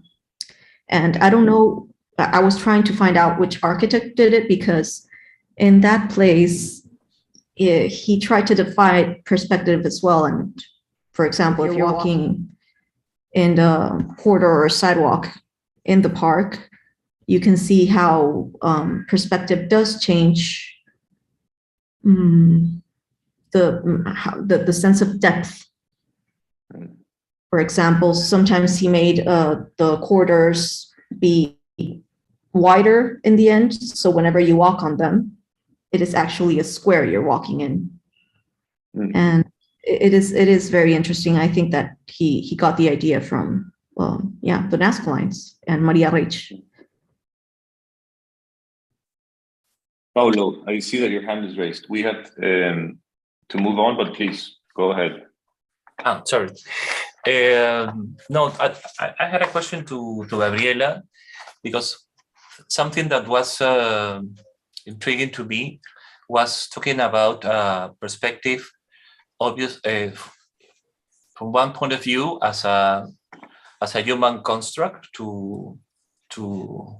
as a human construct, but in the photograph you see not only the alignments of tree that we can establish that in a certain way is something has built in the logic of perspective, and there is a system that suggests you as a fixed point to establish the logic of that space.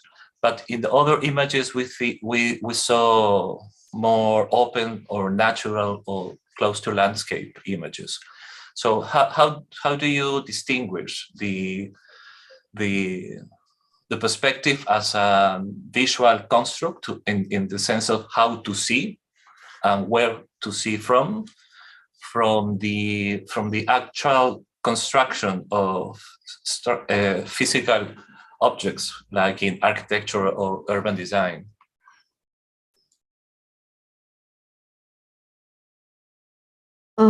Yes, exactly.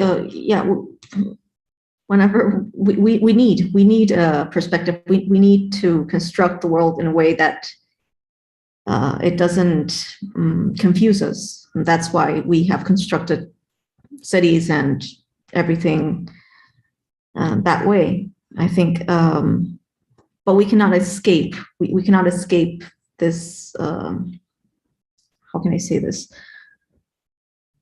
Excuse me. We cannot escape Subjectivity. construction, because if we would, it would be very confusing to us as well.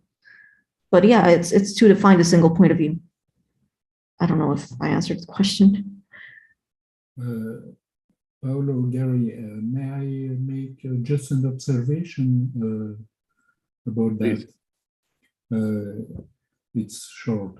If I understand correctly, the image are composed of an infinitely narrow views with each have a vanishing point.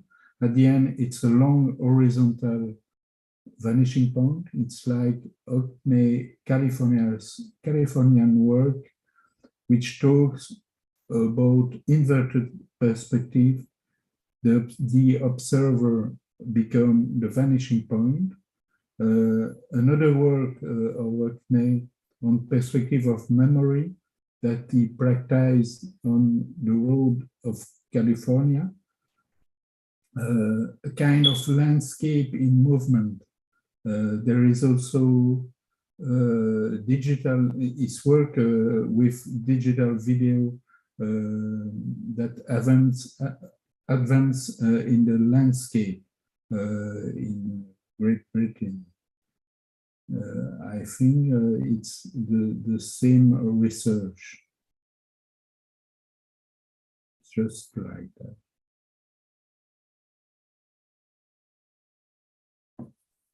I'm sorry, what was the research called? Just to look it up. David Hockney, the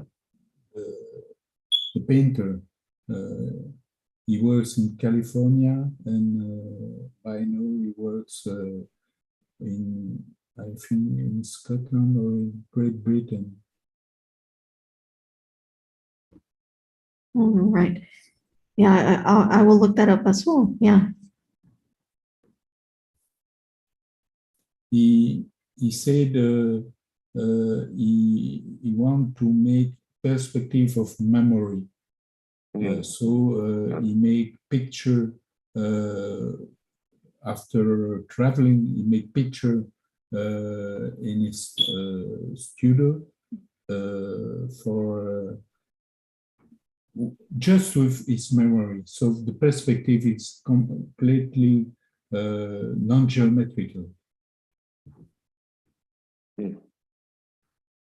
That's worth looking up. I didn't realize that Hockney had done something like that. It's great to know.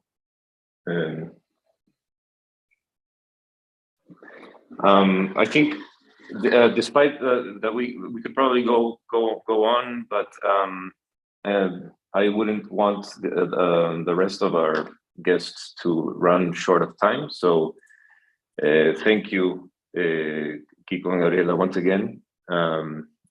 Now it is my pleasure to introduce Mariana Johamovic and Nicolás Rivera. They're both architects based in Lima. Mariana holds an MA in architectural history from Bartlett, and Nicolás holds an MA in history and critical thinking from the AA, Architectural Association. They were also both fellows at the Schloss Solitude, the academy between 2019 and 2020, where they developed several projects. They're also both teachers at the School of Architecture in PUC, and they run the studio together, Studio Johamovic Rivera. Welcome, Nicolás and Mariana. Thank you. Hi, thank you for inviting us. Can everyone hear me? Yeah? Okay. So thanks so much for inviting us here. And what we have brought today is that we have prepared a written piece to read to you that it's actually just a collection of thoughts, and these are all thoughts that emerged from us watching a performance by an Italian artist called Chiara Bugatti, and at the time her, Chiara, and us, Nicolás and I, we were all of us fellows at the Academy Schloss Solitude in Stuttgart. And this is where we witnessed this performance. Recording stopped. And the performance is, recording in progress. You'll understand a bit more about the performance as we go through with the written piece. Recording stopped. It's, is everything okay with the recording? I don't know what's... recording in progress. Okay. I don't know who's controlling that. Sorry. No, it's okay. And yeah, anyway, so but the thing is that these are all thoughts, ponderings, reflections around the topic of models, and even more, it's almost about the possibility of finding a model, not making a model, but finding it outside in the world, and which is what somehow happened to us witnessing this performance. And so, yeah, I'll share the text. I'm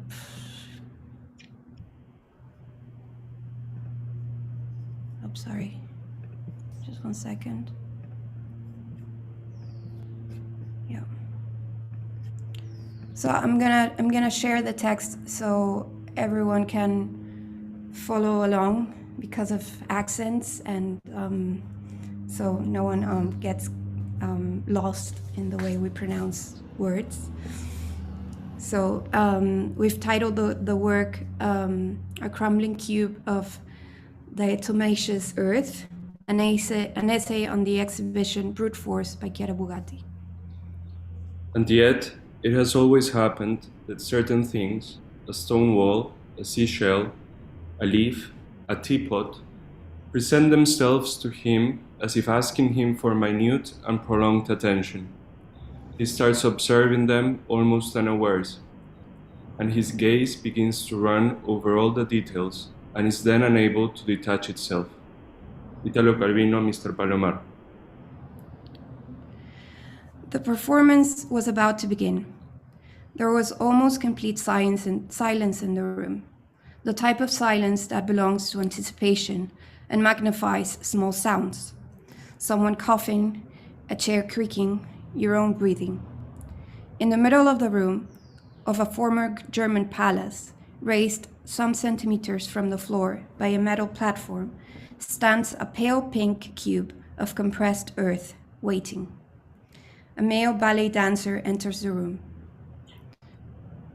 Cheap plastic chairs have been arranged in the room looking towards the front. People sitting in the front have to turn on their chairs to get a good look at the cube. Luckily, we were sitting towards the middle, slightly to the right of the cube, and we didn't need to contort too much to get a good view. The cube measured approximately 40 centimeters and appeared to be made of extremely fine grains of earth, of a pinkish orange hue, the color of a prawn when it's ready to be removed from the pan. Brute Force by Chiara Bugatti, classical ballet dancer and 50 kilograms of diatomaceous earth, reads the program. The ballet dancer approached the cube and climbed up the metal platform. The cube slightly shivered, and we all shivered with it. The dancer moved close to the cube, but never touched it. He started a routine of very precise, sharp movements. His movements were filled with energy, but still contained. More than a dance, it looked like a routine of different military poses. Striking one pose after the other, a sequence was performed and then repeated. The repetition of the routine produced a rhythm, and we could hear the rhythm. It was the rhythm that had begun to crumble the cube. The crumbling of the cube and the dance were related, although the movements of the dancer never struck the object directly. It was the vibrations of the floor and air surrounding the cube that acted over its grains of compressed earth. The crumbling did not follow a rhythm. One could not recognize an order in it, but one could establish a relationship. Sometimes the block broke into pieces, sometimes it seemed to melt down. The cube of compacted diatomaceous earth, apparently solid at first sight, now fully revealed its materiality, a strange powder made of individual grains so fine that they appear to stick together. As we are sure you'll understand, when one observes something, one's mind does not simply stay put on the thing going on in front of one's eyes. On the contrary, it wanders.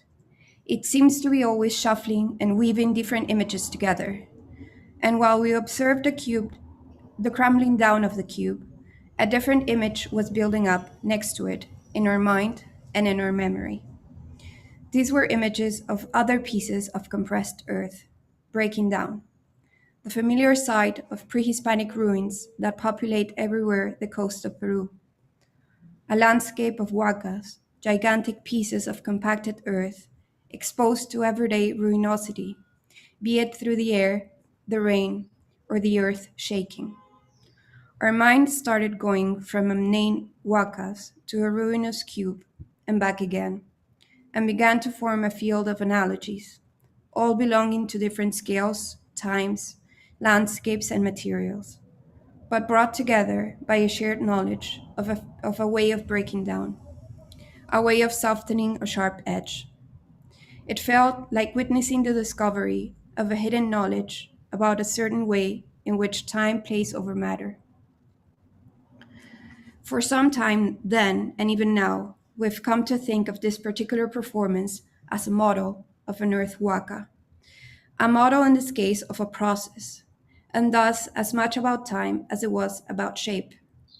Or perhaps it would be useful to refer to it as a miniature of a process, as if suddenly what had become an enormous time giant, a few million years old, who had witnessed the breaking down of a waka as a sudden event.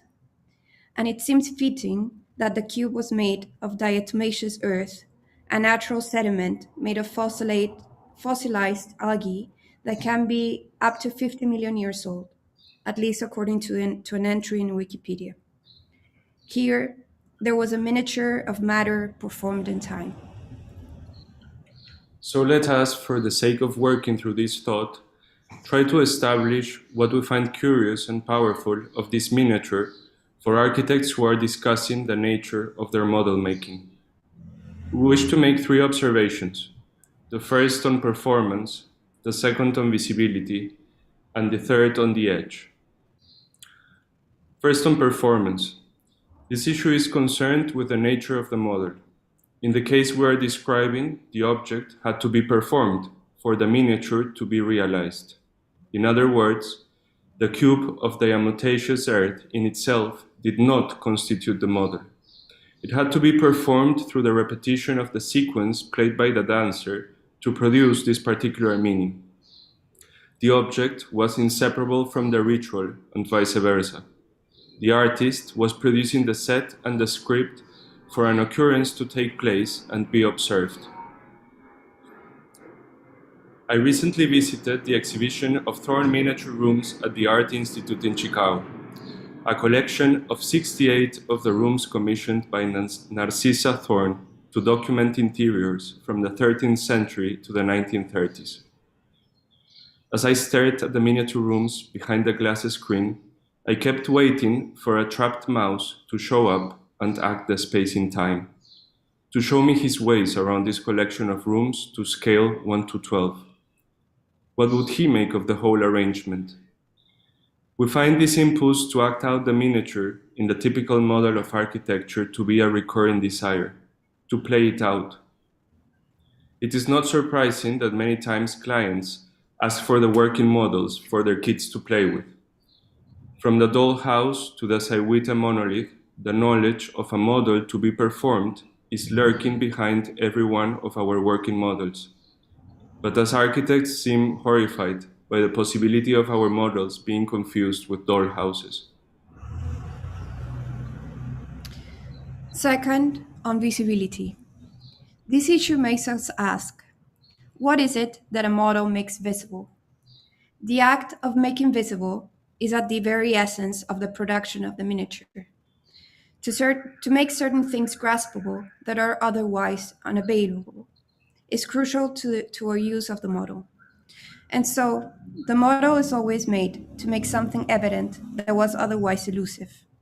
In this sense, brute force reveals itself as a powerful rehearsal of making visible a process that would take an amount of time too long for us to grasp. Here, it is accelerated to be made visible. In this sense, this model has the capacity of making us aware that matter exists only in time. And it's exactly on this subject that we believe us architects share a blind spot, because we seem to not know how to deal with the obvious fact that things exist in time. Or perhaps this is something we do not know anymore, or at least we were not taught about it.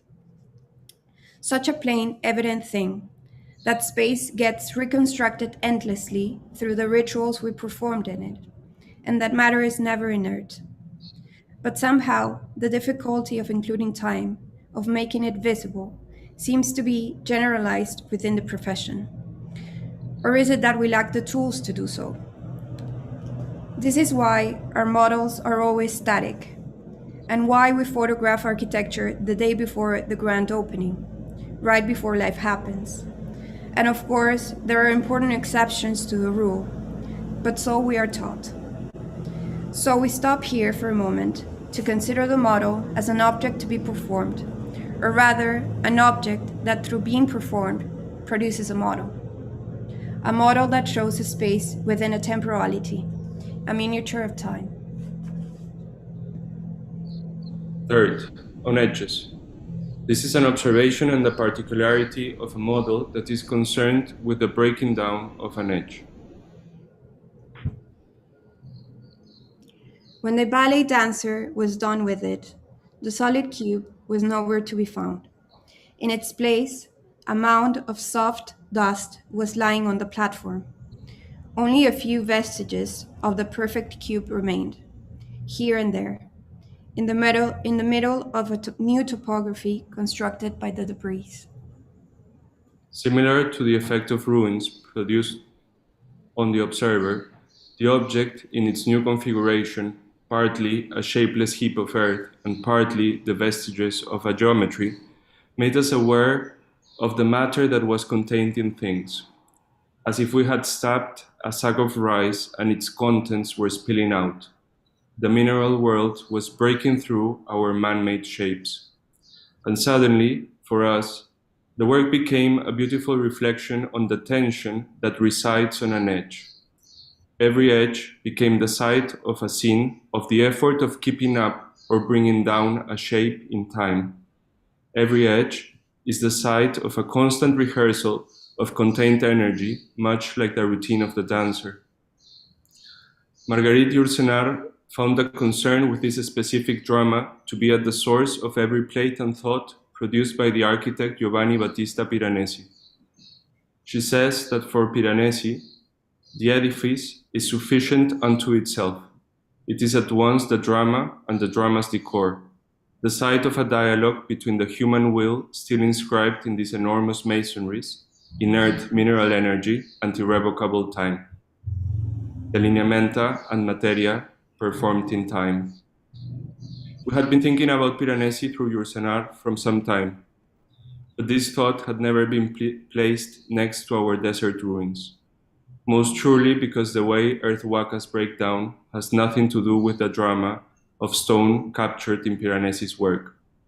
Our earth wakas seem to dilute rather than produce the picturesque scene of the stone ruin, diluting, melting, smoothening, just like the remains of the compressed cube of diatomaceous earth in the center of this room in Stuttgart. Thank you. So these were some of the thoughts that we wanted to bring here together to share with you. I just forgot to mention at the beginning that ever since we witnessed this performance by the artist Chiara Bugatti, we began a collaboration with her that's still ongoing. This is why it may seem a bit strange to bring someone else's work here to be shared through our gaze, but it's because we are in this continuous collaboration with her still to the day. Yeah. Not strange at all, Mariana. No, I think it's super interesting to reflect on some of the points that you have brought to the table, and thank you, Mariana and Nicolas. That last series of phrases about the wakas reminded me of Melville, when Melville writes about Lima, and he writes about the white veil that covers the city and doesn't even, he says something along the lines of not even granting us the cheerful greenness of ruins, no? So he refers to Lima as this kind of place where things simply kind of dilute, no, into whiteness. I think that's an interesting, well, that's maybe just a side note, but I think one of the main points here, and I think it's worth delving into, because it also relates to some of the things that Kiko and Gabriela were talking about, is what it mean. What does it mean actually to model time or processes that take so long? What does it mean to occupy temporal scale that is also not human?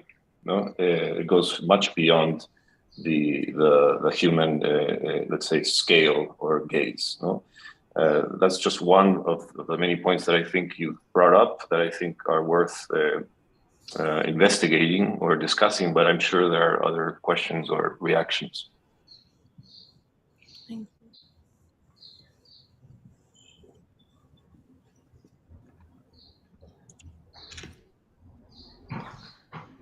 you. Paulo says, this whiteness that keeps her ruins forever new.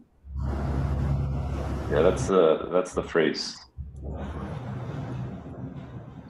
It's from one of his diaries, or is it a? No. It's from Moby Dick. It's in Moby Dick. The chapter in Moby Dick. on white, the whiteness. In the whiteness of the whale chapter. Yes. Yeah. No, I completely agree with you, Gary, when you were mentioning about some common interest with the work presented by Gabriela. I think I really I was really left thinking with almost a phrase that then we have repeated, no, about this making something visible that appears to be at the source of what we consider a model. And then the question of making visible something becomes the whole strategy of how to produce the model. What's in the end the artifact that allows that visibility to be comprehensible for us, to produce an image for us, which I think is I don't know, something that we constantly try to think about, and that was very evident in this work by Chiara and also her other pieces. And they are always these very fragile experiments, but that always have to be played in time. They're not always performances, but they are always sculptures in a way that are kind of condensing time to produce a visible image of it.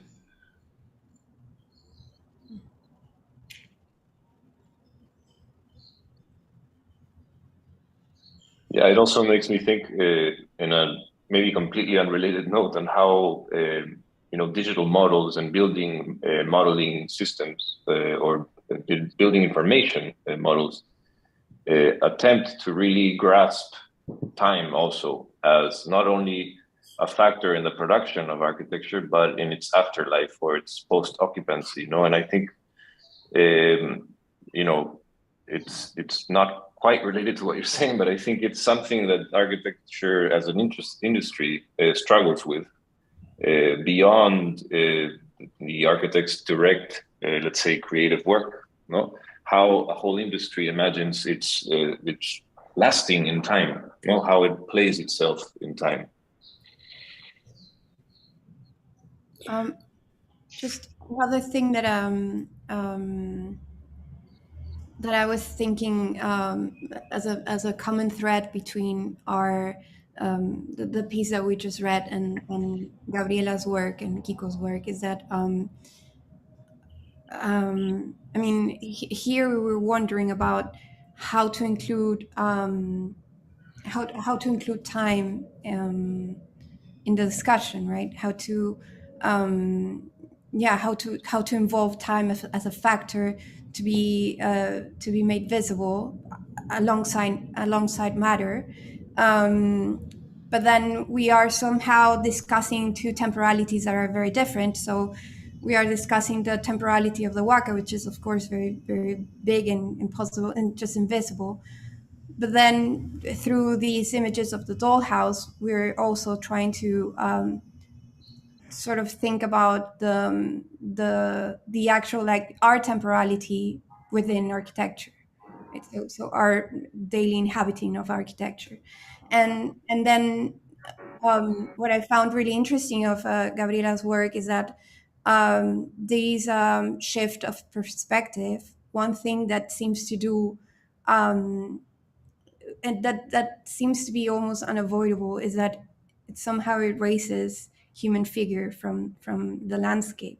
So the finished images I mean, it's probably a matter of the proportion of the pixels chosen, and I don't know, but and then just like our general human proportions of being like more of a slender figure, but it somehow ends up happening that the finished images become like become humanless and become more of a landscape without us in it.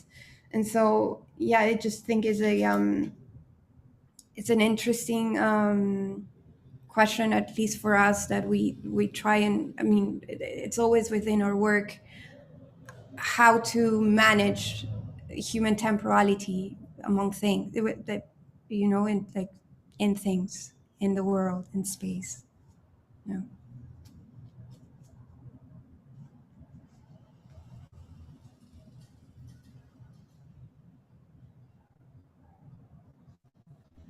Would anyone like to comment, or does anyone have a question? Paulo? Yes, thank you for the presentation, Mariana and Nicolás. I think that many things are interesting in the not only in the presentation, but in the process you have made to make it, or how you have let yourselves be impacted, reflected, impressed, I don't know, but something exterior to you, know? And that makes me think on the idea of the model, especially in the late 21st century. What can we do with models? What is a model now? That now when this relation between model, drawing, and instruction to building till the late 20th century, until the 20th century was really superposed. No, the idea of a model to find ideas or to contrast results to this, and the model and the drawings to instruct construction. No, but now this is really not necessary. You can always go through physical models and drawings, but it's not strictly necessary. And I'd like very much this idea of being trained the capability to see in the world or in acts as models, or the capacity of the architect to find models by seeing things which are not necessarily models. That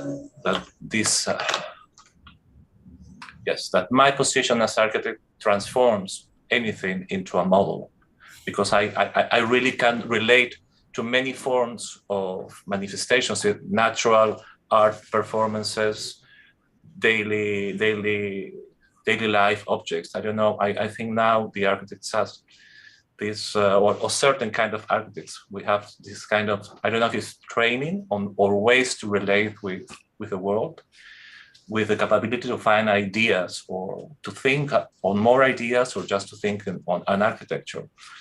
I was wondering if you can develop a little bit on this, because I'm not quite sure if it's a process of development of the practice of the architect, or it's maybe something more general or to the human being. And maybe we can imagine Alberti seeing someone to dance or looking at the stone, and he also could have an architectural idea from that kind of view through a architect's eye. No. Yes, I think that I don't know if I can answer it from a very architectural point of view, but I can at least start by discussing a little bit how the process by which we wrote the text or thought about the text and the actual performance. So in a way, and it is very directly, perhaps, it was very influenced by some writings by Italo Calvino. There is in particular one we kept going back to, which is a small collection of essays called Collection of Sand. And we were really struck by the preface of this collection, because he writes something like that the starting point of all of these reflections had been a visit to some place, an observation that had emerged from a visit. And of course, our observations are very different from the ones he did, but this procedure of taking as a starting point an encounter with something that you find was always at the source of our intention to go through this thought. No? And it's also a little bit then developed, and we took some extracts from Palomar, because it again was playing on this same attitude, you know, to find in an encounter a possible order that explained other things, and that somehow we could trust it a bit more, or take the time to take it through, you know? Which we thought it was always a very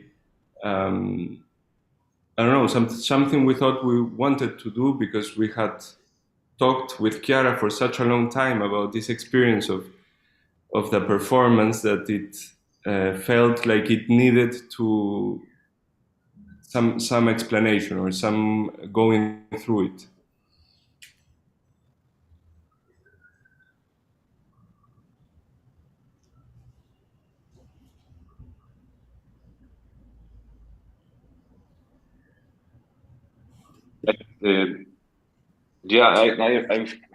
It's also interesting to, I think,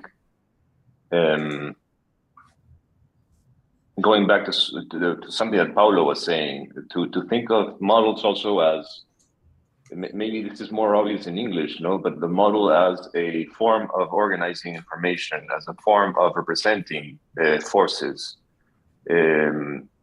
without necessarily representing everything, no? Because at some point, there's too much information. At some point, if everything is information, then nothing is information, right? So the model, in a way, abstracts. And I think that this relates to what Paulo was saying of this, the capacity to observe something and take it outside of its space of representation as an architect, and managing to translate that into very succinct or clear ideas. No, and I think that synthetic act is model making, essentially, right? You're picking out information, you're reassembling it somehow.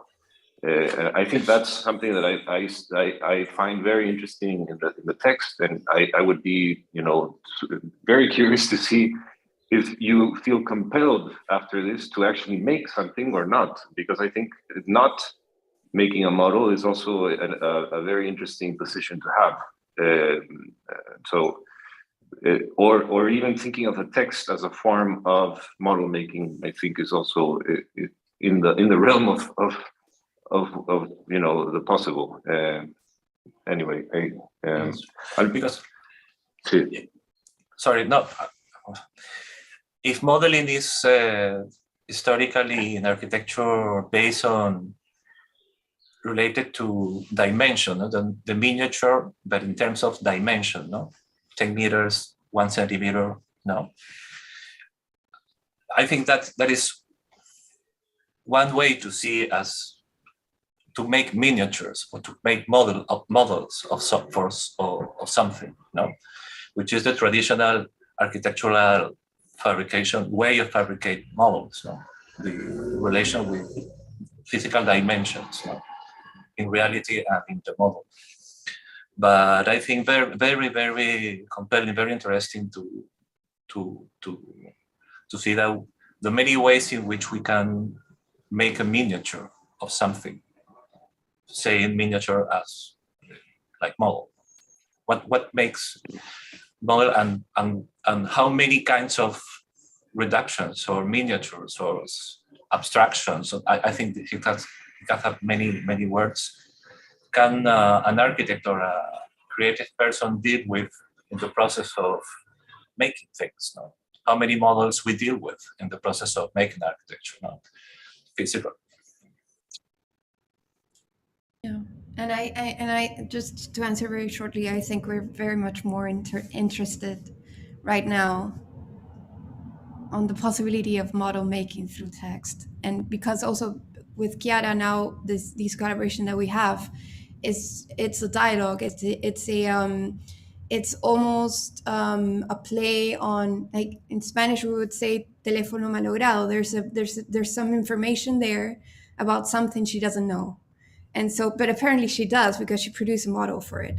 So in all those blind spots, it's where we like to play with. And so, yeah, and so what we produce is communication. What we produce is dialogue. It's a transference of information. It's model making, really, I think.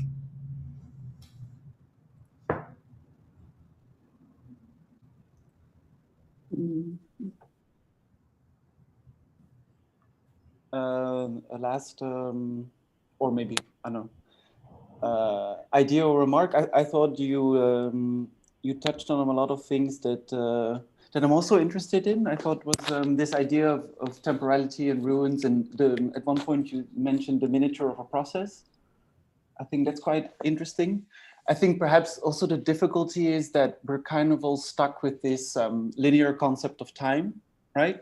Where ruins, we see them, I don't know, kind of as witnesses of the past imposing themselves on the present. And by conceiving architecture, I think, as Paolo and Gary said, it's kind of this synthetic way of taking it outside of reality. Like it's a thing of the mind and we're testing reality.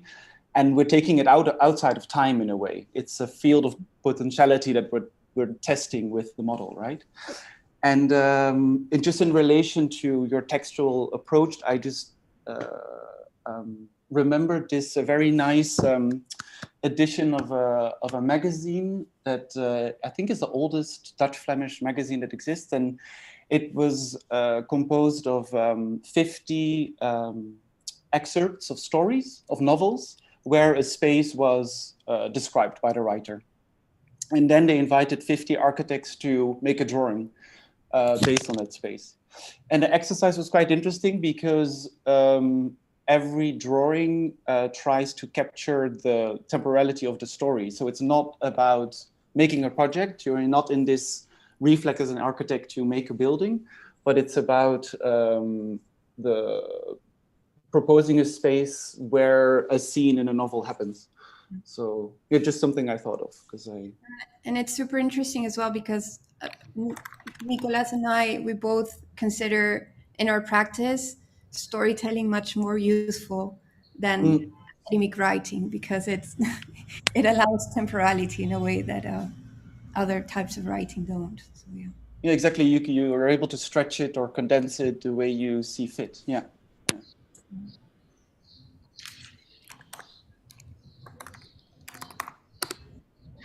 John, please. Yeah.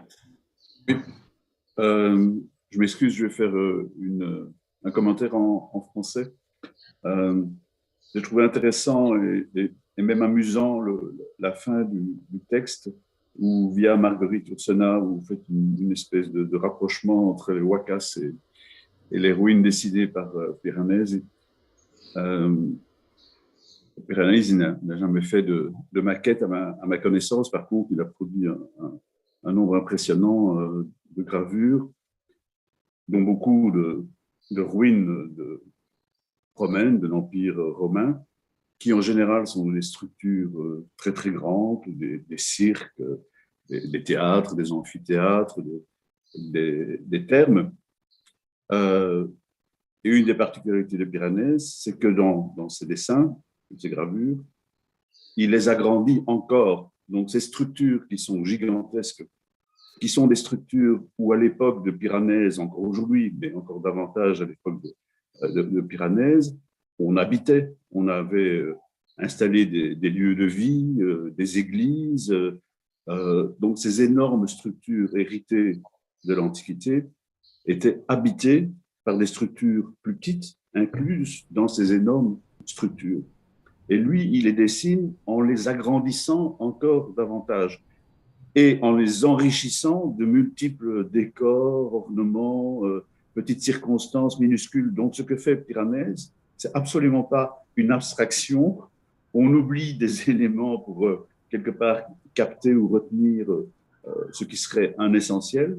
Non, au contraire, il augmente à la fois en dimension, en taille, en grandeur, mais aussi en détail, en petits éléments. Donc, c'est presque, je dirais, l'opposé, l'inverse du cube par rapport à la Wakas, par exemple. Et je trouve ça intéressant. Enfin, ça complexifie les discussions qu'on peut avoir, mais je trouve ça très intéressant. Yeah, and this is precisely what we find very interesting about the quote from Marguerite Yourcenar, because she is referring to Piranesi's work, and it's very much about his work.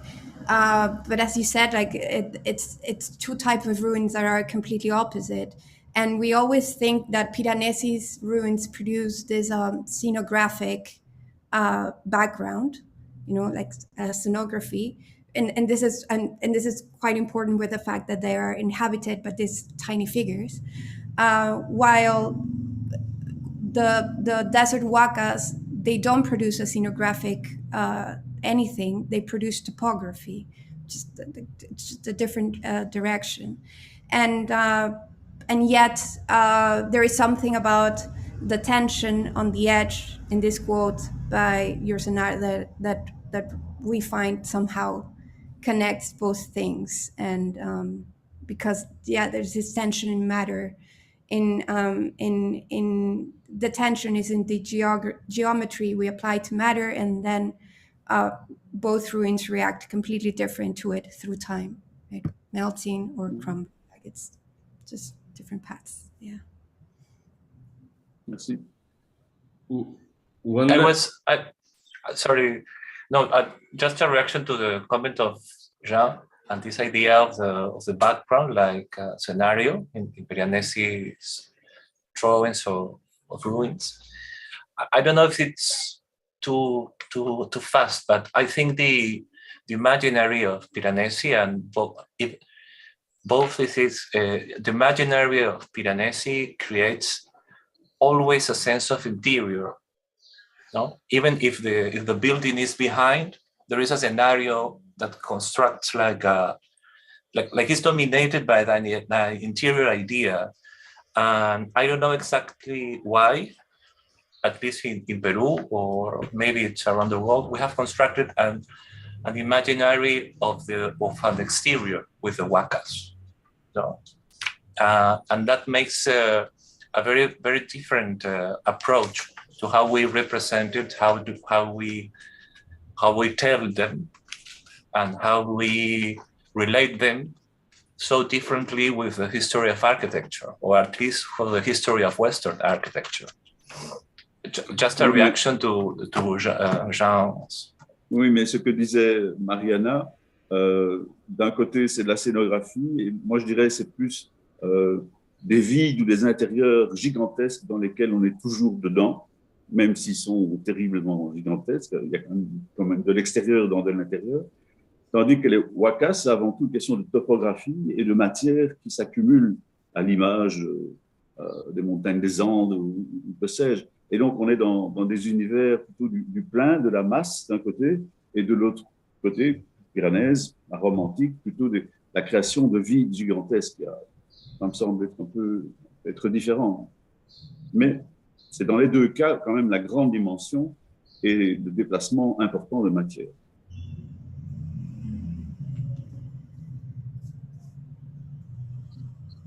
I just was thinking also about on this that I don't know, it's almost I find it impossible to imagine how the construction of the point of view of a plate of Piranesi can work out in an earth ruin, like in a earth waka ruin. No? It almost becomes an issue of what you just mentioned. How do you communicate? How do you tell this particular material or this particular form? And the construction of the point of view that is required to be able to tell this object in particular. And one last thing, perhaps coming back to a few of the comments before about the process or this idea of the encounter of the model, which I find very appealing, both in meeting Chiara's work, and that we also find perhaps in some history of also relating to the Grand Tour and the way plates played a role in it, is that somehow what Mariana and I found very fascinating is that this experience of an artwork, at the same time it developed an abstract thought that we were carrying on. Actually, the strongest reaction we had to it was an idea to go back to look at the wakas. I don't know how to explain this, but it's an encounter with something that requires you to go and find it physically somewhere else, which I think is a very interesting way in which sometimes models can operate. Sometimes they follow a route towards abstraction, but sometimes I think they follow a route that brings you back to find a different observation. And I think that possibility is very intriguing for us.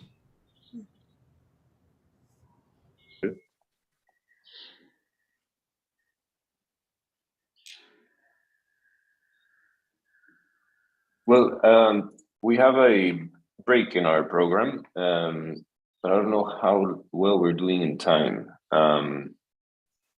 I guess the question is, if we want to finish, I think we would be better off not taking a break, but what do you think, Jean, Paulo? We have two more, Paulo and Thomas. I need a break, at least 5 minutes break. Okay, then let's do that. We will meet at 5:55 or... I can make it in 8 minutes, 10. so we can... Okay. Okay. See you in 5.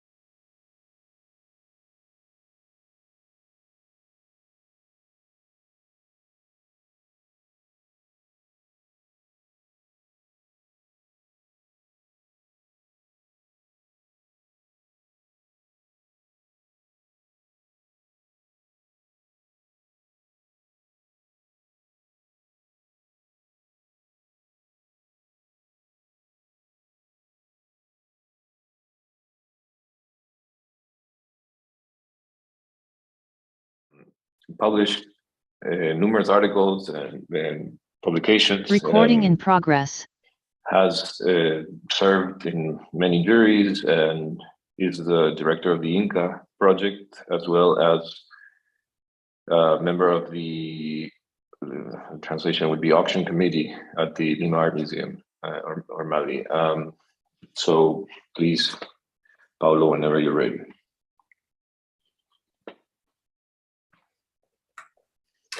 Gary, thank you for the presentation. I'm going to speak in English, or something that echoes English. So I hope some of the idea get through my language, and the images make the rest. The presentation I'm going to share with you, it's like two sets of ideas to start a really bigger project of interpretation of a single object, a classical object of the pre-Columbian art history, and also is part of the process of the curatorial work for a future exhibition on the presence of the bird-eye view in Peruvian art and architecture history.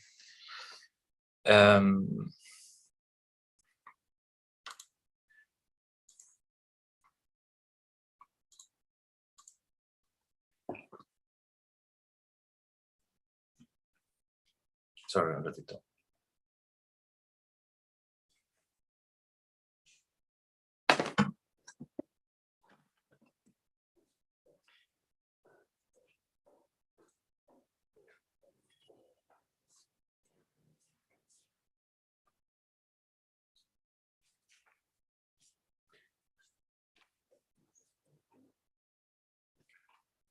And with this presentation, I want to echo some of the ideas of some that we have been working on from several years in the Modeling the World group, the PUCP, and the questions about how we make architecture, but also about how we make an image of architecture, of an image of the world, and how we are some kind of species that constantly make things to with our hands and with the size of in a which we need to construct not only models but realities, or in a human scale, whatever a human scale can be it to control it,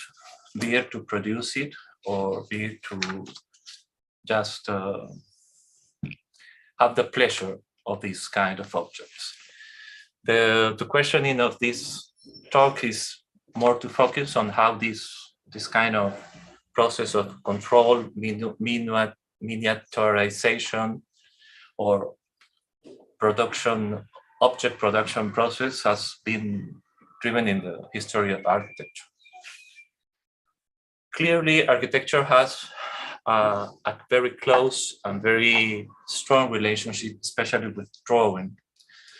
Drawing has maybe has been the space when I say drawing, I think drawing as drawing, perspective, geometry, and science and mathematics, which has been, I think, the most powerful technical and theoretical tool by which architecture has been developed, and the instruments architects have developed to control the process of making architecture, be it in the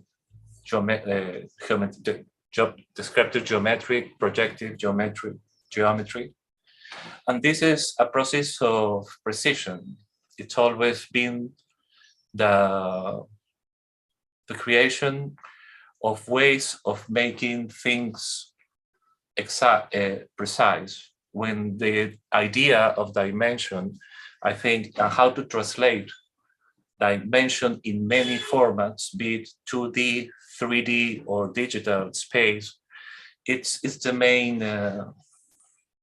main focus on this relationship with drawing, geometry, and mathematics, which is the control the process of all these formats to make some let's say, to make an idea, transform it in something real or material in which we can live in. You know? And in this sense, we have developed the drawing, and even in the late 20th century, this idea of drawing as an instrument of controlling any form, that drawing is also an ability, a capacity that every architect must develop. I think this, I don't know if it's a joke, an exercise, but I think it's an actual true great exercise by Enrique Miralles, in which we expose to a non-architectural object or a non-obviously architectural object like a croissant, and the exercise challenges the ability of the student, of an architect, to control it geometrically by drawing, which would be the same process that architects carry out every time we make a set of plans, not only to control the form for us, but also to communicate this control to a construction. And I think this, in a very simplistic way, is the process of drawing science, control, and inform the construction, is the process that led us to this new world of the digital model, which is basically a huge amount of information gathered in virtual space, no? And truly a truly amazing tool, which also make us that has and with a great transformation. I think it's the same process that led from drawing, geometric, projection, and digital. I think it's the same process of trying to control the processes, but with a plus of that digital models can be transformed. You can ask the digital model to react to it. You can make a model in which how the sun is going to touch it, how it's going to be the cost of a building, even now with some software you can model the actual movement of people or cars. So the idea of I don't know if the predictions and communicate in the digital space, it's been a long history, I think, in architectural that comes to drawing and geometry and mathematics. And I think it's a space in which we are now as practitioners, and that's a huge space to still think in. But I also think that very simplistically, in some ways, I'm not quite, but it's like the reality of the profession. No, we are in this process. We all have to enter to BIM and see how all the information that engineers, architects gather in the same archive. No, but I want more to focus more on how the culture of model have changed in the space of architecture, and because I think it's been a really shift in the way architects or in general creators or artists have dealt with the models and the use of the model. And some of the idea I'm going to say now, I think, relate of what we were talking about the Mariana Nicolás presentation, and because I think the 19th century saw the birth of this kind of of models, which are related to, obviously, to pedagogía. I don't know the word, how the way we are educated, how developed spatial capabilities, not only for architects or creators, but for every one of us. No, there is a idea of a human being can be or must be educated in, for example, mathematical or spatial capabilities through models, and this is the classic Frebel project, which is told that that writes what one of the key architects that explicitly talk about the impact of Frebel's pieces in his own idea of architecture. And this way that this is this place for, this is the way in a model acts or interacts with us. No? I think that is also a model, a dynamic one, but in a certain way is a, sorry, I wanted to say that this, for artists or architects, establish a new way to relate to models or physical objects. And I would say it's also, maybe the question or the possibility is that, or the idea would be that there is a way to think through objects, you know, or to produce some, not only to construct, in this case, spatial capabilities, but also to, let's say, to think through objects, you know, that objects that are going to become models or maquettes in a more classical way. And this is something that I think was well established in architectural education too, you know, in the way that composition or free composition, even geometrical or non-geometrical, that was part of a really strong revolution in the way architects educated from the beginning of the 20th century and all the way to the 20th century and the 21st century. And I think that that relation with objects has changed completely in the way we understand what is a model and what is a model for. You know? It's obvious that for instance, the architectons of Malevich, they seem to be close to buildings, but they're really not buildings. They are not supposed to be buildings, but they are supposed to free us to think of buildings. So they are supposed to free us from a certain inertia. I don't know if we say inertia in English. For example, the inertia of the inertia of the repetition of previous architectural forms or systems. No? So what is the purpose of a model? No? It's to free us, is to find an idea, is to train it in the thinking through with hands and bodies. And now this is just a caricatura contemporary that now we can make it for fetishist architects. You can even play with it now. But and they've tried, and this is a process that I think we can trace in the 20th century. This idea that thinking not only through makings, but through making and finding objects, find the ideas in objects, and with the actual difficulties of how I can translate this into building. But that's something that technology has solved for some architects, like Frank Gehry's. In this case, now we know that from these scratch objects, Frank Gehry, with this very sophisticated software, can digitalize these, make a 3D model, and in that process, control it in the terms of drawing, and then produce full-scale construction plans. So this was one of the pioneers. Maybe, I don't know if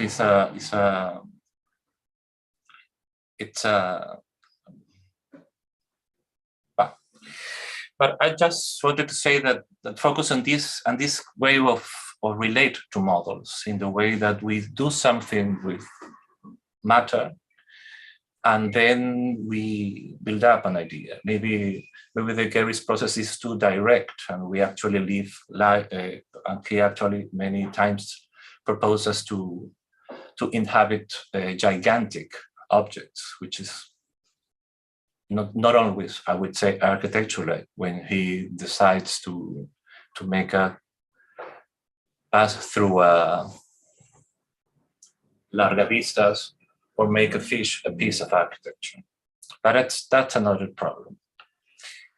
And in that sense, I wanted to share this project also in the Biennale, also in Chicago, this exhibition by Fujimoto architects, which is called Architecture is Everywhere, in which his office suggests that his office put in front of us these little objects with little people and suggest the architectural possibilities of these things. And differently from Gary, that I would say will go directly from the potato chips to the building, I would say that Fujimoto architects is more in the sense of what we were talking before about the training and of thinking with the eyes and with the hands and be ready to capture architectural ideas or architectural possibilities literally everywhere. No, but and then the question will raise is what goes from these objects to the actual building? No, what make Frank Gehry so directly? What is the process that makes un cenicero, an ash tray, goes from put upside down an ashtray? What makes that go to a building? What is that Fujimoto saw on that object that made possible to think as an architectural idea, no? Or and what makes this object models? No, it's only the idea of the miniature of the people put inside, or it's more the idea that it's behind the object. And I would say this idea, and I love the concept of the storytelling that Mariana said, because I actually believe that many of these ideas are not necessarily geometrical traces, but some ideas that we can say with words.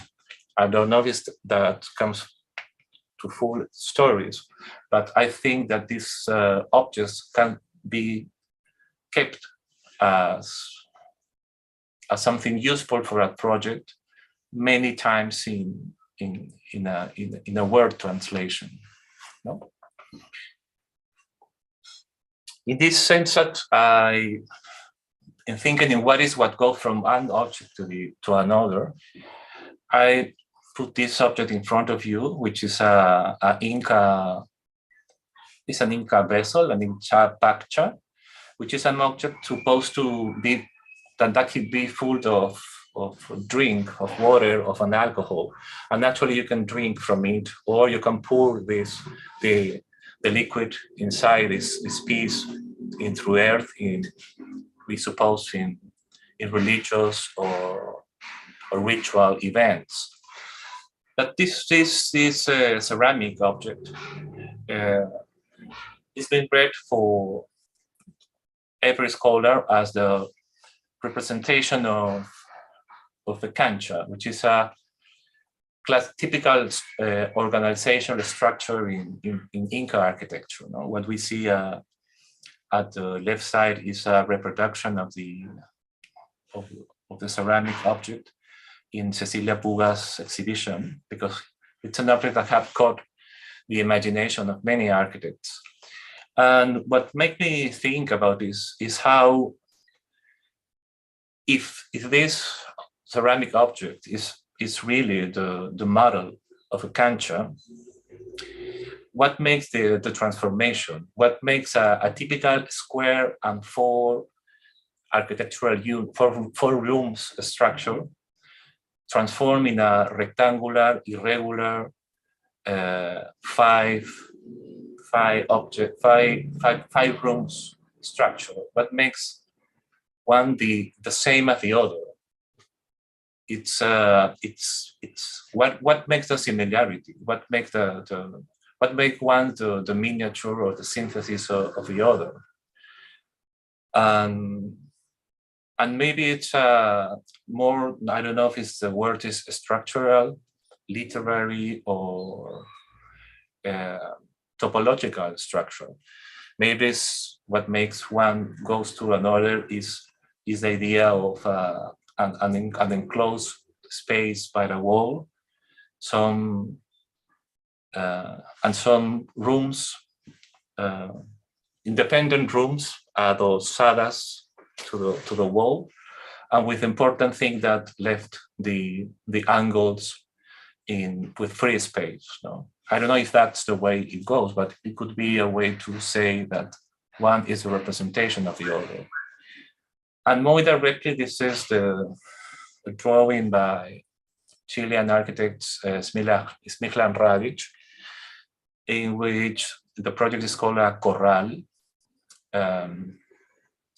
in which he explicitly said in one conversation with him in Lima that this project was 100% based on that ceramic object. So for him, this is the next step to that project, no? In which we see that the emphasis is not only on the wall and the angles and the voids, but it also has an adaptation to a site. And it also has translated, in his words, the materiality of the object, not only the topological structure, if you can say, of the ceramic vessel, but also the softness of its own materiality, which relates in depth of its architecture in this constantly movement of this surrounding wall, no? Which make us think to a final idea, because I think we don't know how to deal with this kind of object in pre-Columbian, with the kind of representation of architecture in pre-Columbian culture. This is moche. This is a one and only object, I must say, but this is the object that in a certain way relates to physical materials and the combination of what we actually divide, we actually separate clearly, which is the 2D representation of something and the 3D representation of something. This is clearly a 2D, 3D object in which the view from the above is imposed to every side of this of this almost parallelepipedal object, no? In which we can always think if this is also an orthographic projection. No? What makes this artist think that a rectangular six-sided object was ideal to the representation of such a complex as a waka, in this case, as suggested by Canciani, waka, the representation of Waka de la Luna, because if the left object is probably represent a waka similar to the object we see on the right side. What makes this almost orthographic desafío of the left object? What makes this? Why make that? No, and what can tell that about architecture or architectural representation?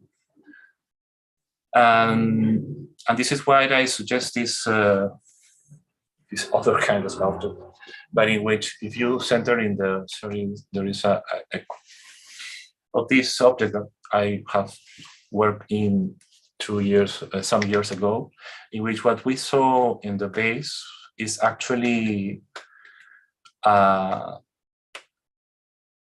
what we see from the above. It's like the valley, no? But this ceramic had flattened it and put it almost like in a 2D representation in front of us. So we have the frontal view of the mountain and the view from the above, from the of the valley, no?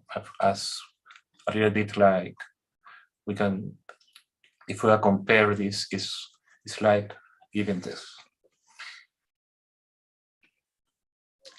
And this is all I have to share with you, which are basically some ideas of how we make objects. And the question of what goes from one object to the object, besides the miniature of dimension.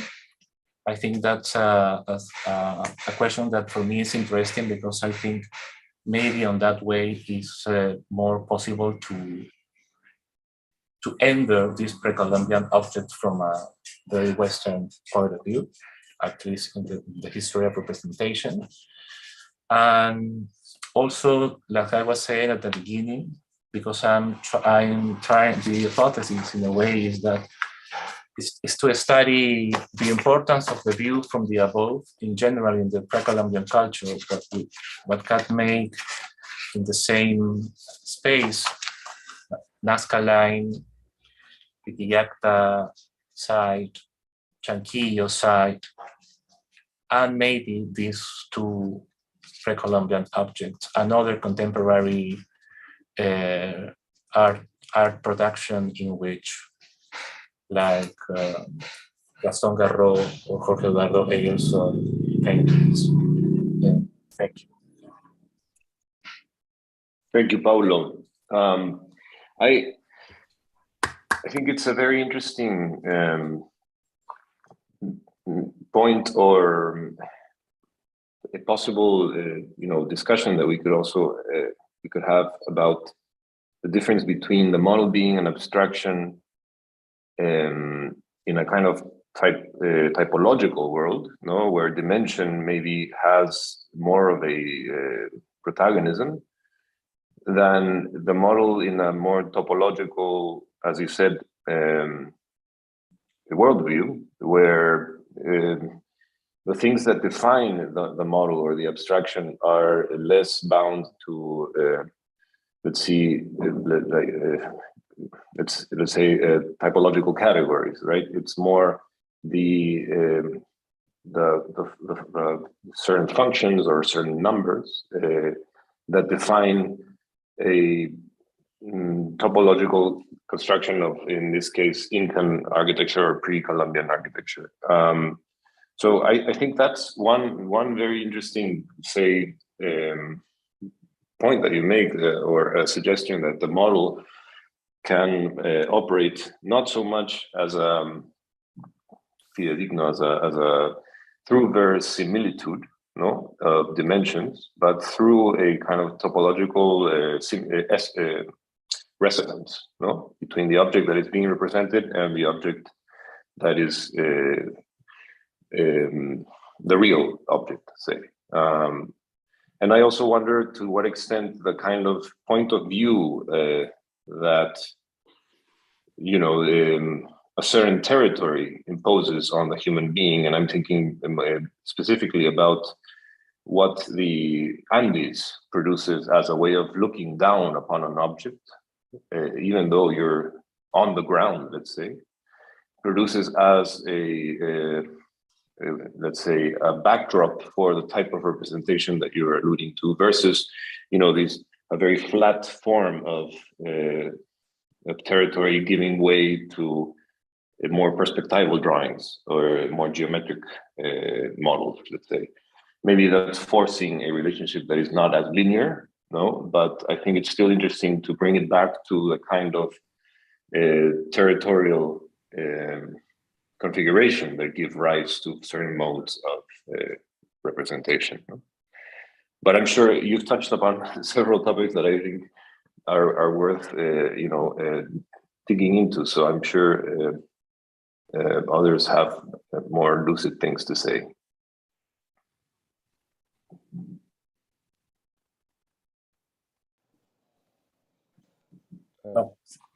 Nicolás. Yes, thank you, Paulo, for the presentation. I was just thinking, because I don't know much about. Can you hear me? Right? Yeah. Okay. I was thinking when you showed one of the vases, one of the first vases you showed, and then you had an image of Cecilia Puga's model at the Biennale, and I cannot stop wondering what knowledge we might be losing when we translate this object to an object that stops having different functions, like, for example, the capacity to hold a liquid, or how one would interact with that model physically. And if that interaction or that capacity of the object to contain something else and to drink it, or I don't know, whatever part of a ritual it might form part of, was intrinsic to the model making itself. I don't know more about it, but maybe you can explain a bit more. What do we know about this object? Yes, I have presented 3 basic objects that we know very little about them, especially the last 2 objects, because they are part of, and even the picture, but because they are objects that there are no records of the context of the finding of these objects. So really this exterior, very formal approach of mine, it's very questionable, but it's what can I make what I am interested in making. Especially this vase, I think it's quite interesting what you are saying, because there are no literature about specific if the rectangular form, for instance, has some there is a reason for that form in relation with the function of the liquid. No, I haven't found anything that goes that way. No, that what make the precision of that specific object. No, what make them take this kind of decisions. But there is very interesting what you are saying between the difference of that object with Cecilia Pugas of the Biennale, because both are ceramics objects. Can you hear me? Sorry, I mean.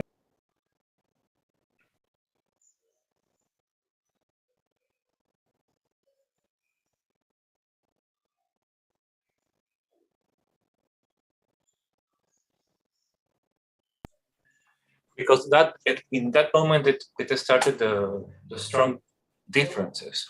13 in scale. The first one is something that you can easily grasp it with one hand, even 2 hands. 2 hands is even too much, no? Cecilia's is about 60 centimeters. It has been put in a way in which you have a really close on top.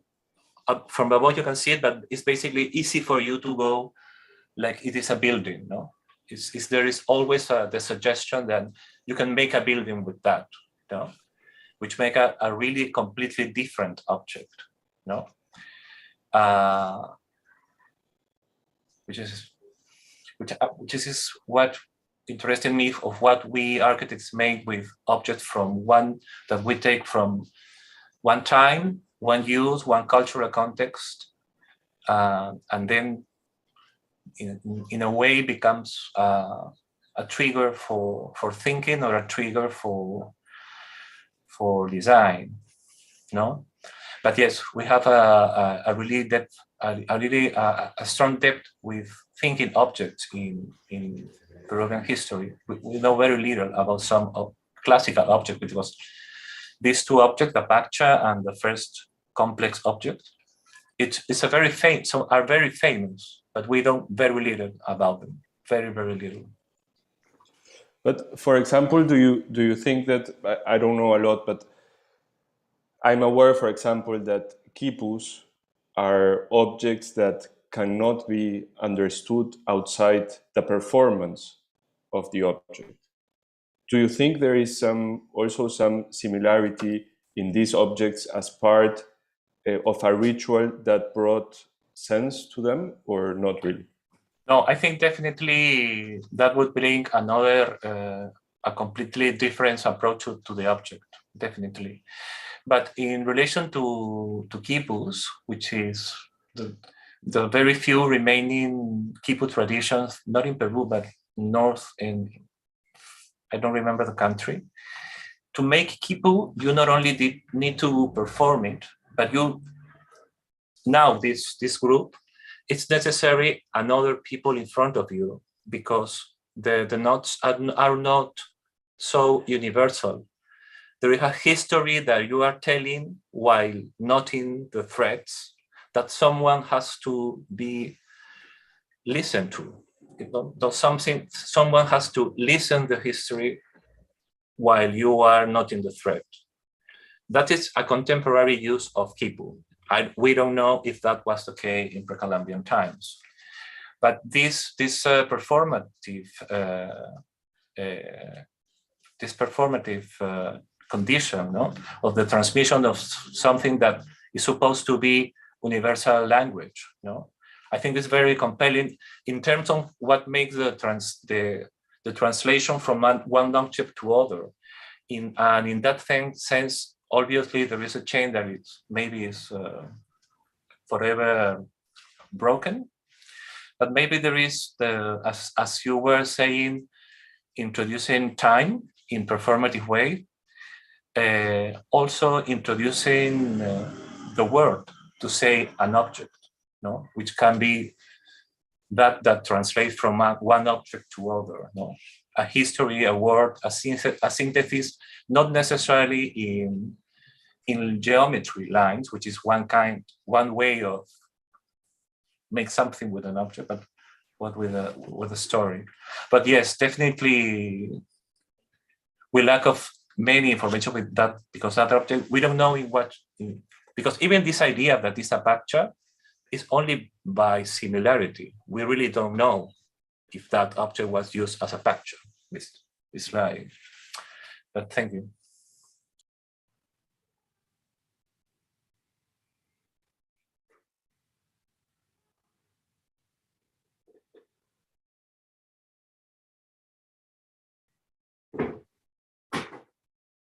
Would anyone else like to comment or ask Paulo any questions? Faire une remarque au sujet en fait des techniques. Je parle en français. Au sujet des techniques de maquettes écrasables que Paulo a montré. Pour produire des formes qui doivent être scannées par l'informatique, sinon elles sont impossibles à caractériser, elles n'ont pas de géométrie. Moi,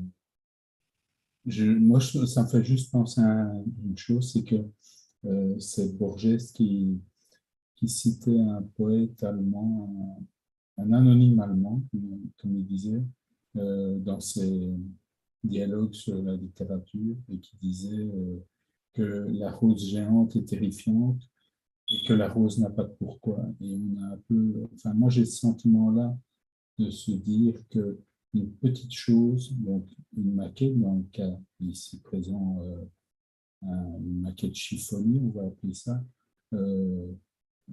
puisse être habitée à grande échelle. Et en fait, ne vient-elle pas, pour sa part, en version géante, comme pratique, une certaine horreur, comme ça. Ça produit quelque chose de terrifiant. Et ça me fait penser à une chose, c'est que si on prend un plan structure qui, par itération, est fabriqué petit à petit, à partir volume simple au départ, de géométrie simple, et une fois qu'on lui ajoute toute une série d'éléments nécessaires à l'édifice, de la petite chose à la grande chose, la forme devient complexe et dépasse notre imaginaire direct. Donc, notre capacité mentale à la concevoir. Et donc, je pense que c'est ça qu'on cherche, et aussi, c'est ça qu'ils cherchent dans ces maquettes-là, donc les petites maquettes écrasées, c'est de découvrir des formes qui dépassent notre imaginaire. Et ce que je pense, c'est que un bâtiment, j'appelle ça un bâtiment structure, ou même d'autres modes de production de forme des édifices, suffisent à dépasser ce que l'on l'augure que l'on s'en formait. Je pense que le remplacer par un écrasement aléatoire, je ne sais pas à quel moment ça rencontre véritablement la question de l'architecture. Voilà, c'est juste une remarque sur ce point-là.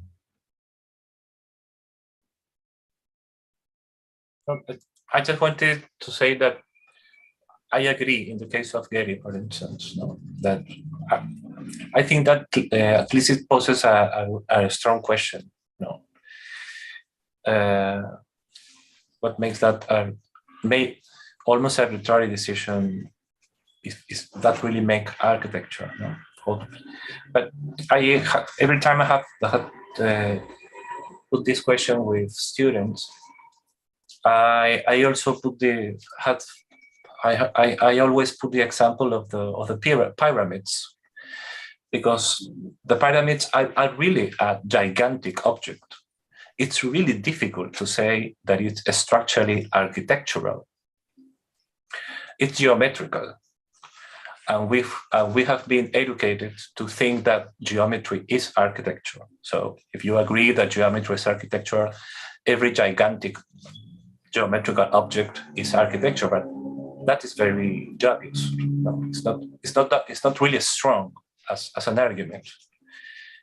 Obviously, maybe there is a difference between a pyramid and Gary, but or maybe that would help us to see other geometrical, gigantic objects in Roman architecture, maybe less close to Alberti and more close to Frank Gehry, in the way that is a gigantic object, a gigantic inhabited object, and not structurally in the tradition of the construction of space, as architectural tradition may say. No, but thank you for the comment.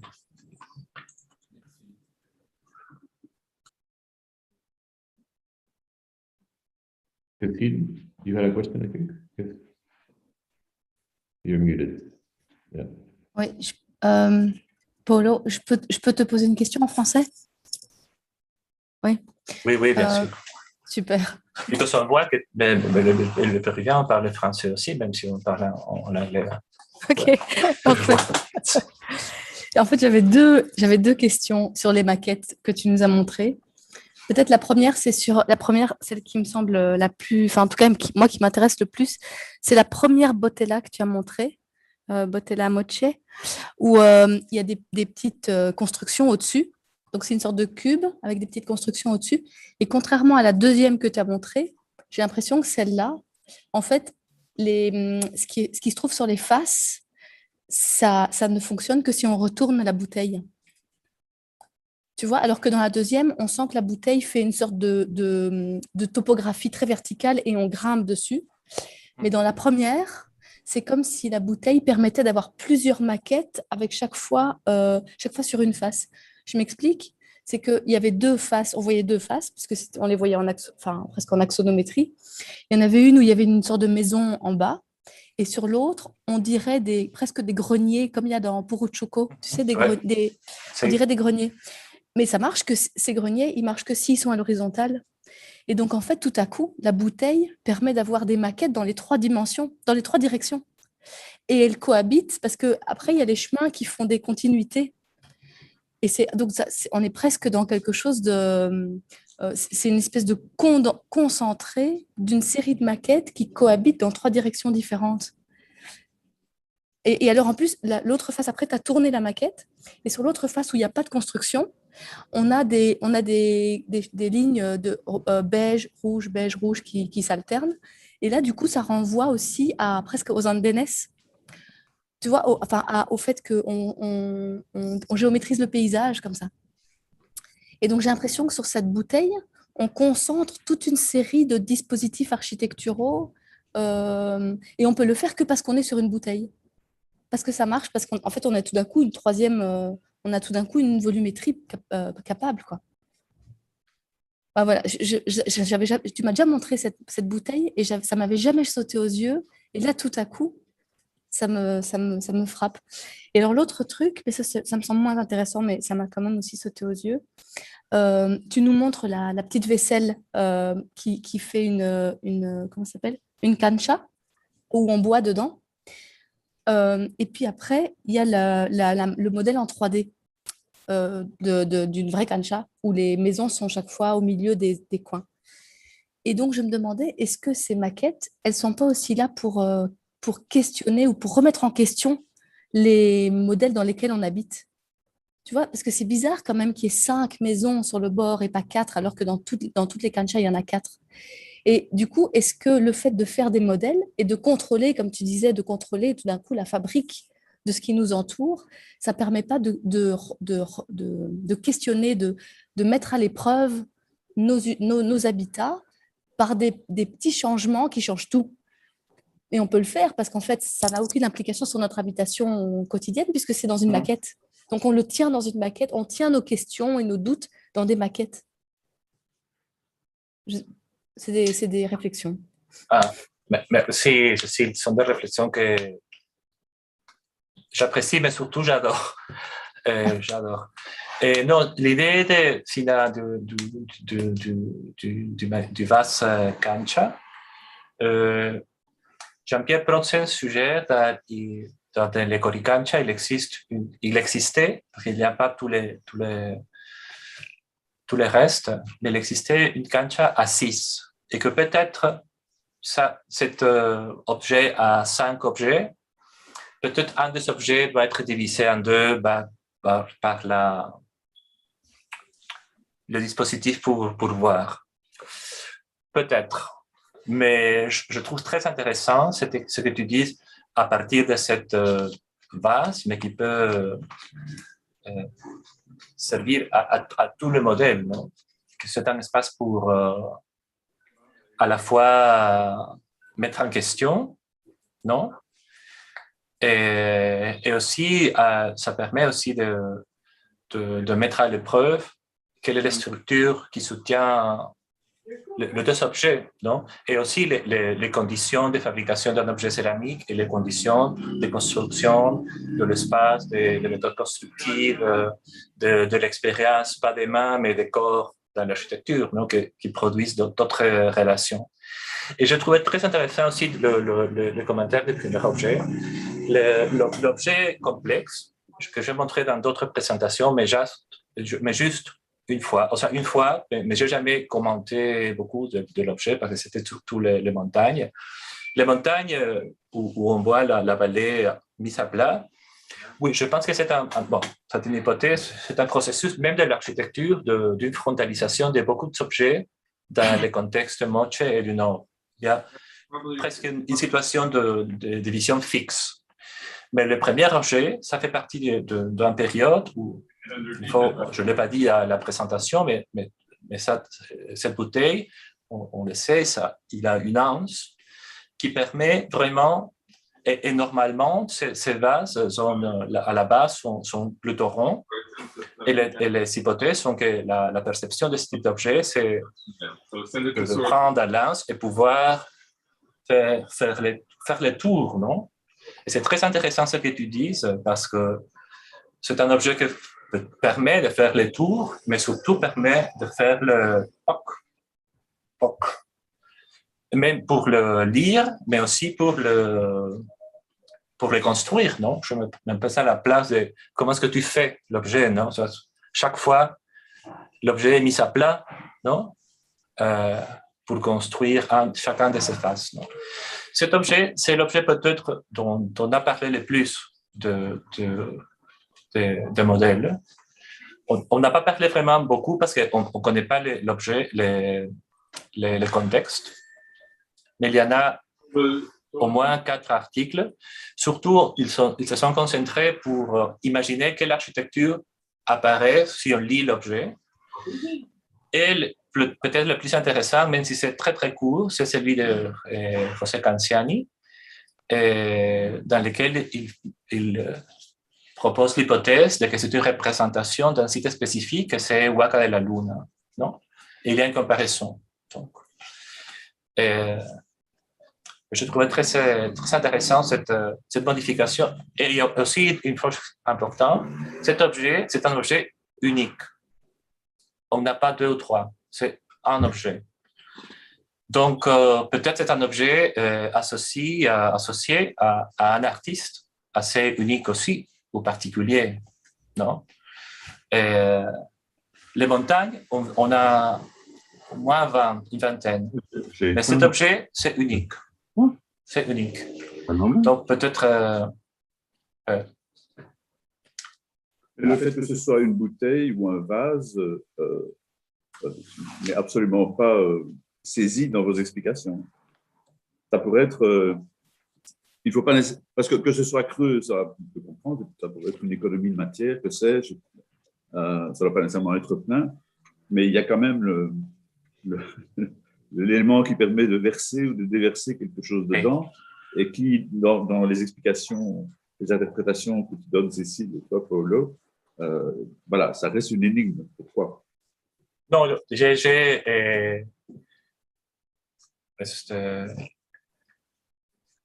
I have erased all that kind of interpretation of the object because that's a structurally and maybe I have to say that in pre-Columbian northern Peru, the vase and the bottles are the main support for representation. No? And one hypothesis, at least that we work in, is that this idea of make a container the basic object of representation can be related to the idea of make even but that make a representation, that even a representation make it a live object. No, this is one hypothesis. But yet it's a very important observation. This is it's a quality. But I wanted to concentrate on the compositional, if you will, or construction, geometrical construction of the object. But yes, it's very important to know that. No, but many of these objects, ritual and special objects, are containers of liquids because it's only liquids also. Yes, and this has, depending on what author you read, has some relations to have, for instance, an architecture is placed in landscape and its relation to water. No? Or ideas more complexes also that has to be put in the table is that the ideas of Esther Pastori or Dean when Dean talks about the culture of stone, or Pastori in her book Thinking with Things refers to the particularity of Inca objects in which, or pre-Columbian Peruvian Inca objects, where she suggests that it's more important the way in which matter is organized than the geometry of the object. That echoes an idea of Jean-Pierre Protzen comparing Inca architecture to Tiahuanaco architecture, because in terms of geometry, Inca architecture is very imprecise. Centimeters are not important, 90-degree angles not really. The perfect horizontal of a plane, not always. But yes, it's a very synthetic, and it's true that I have erased many labels that could be used to add more understanding of these objects. But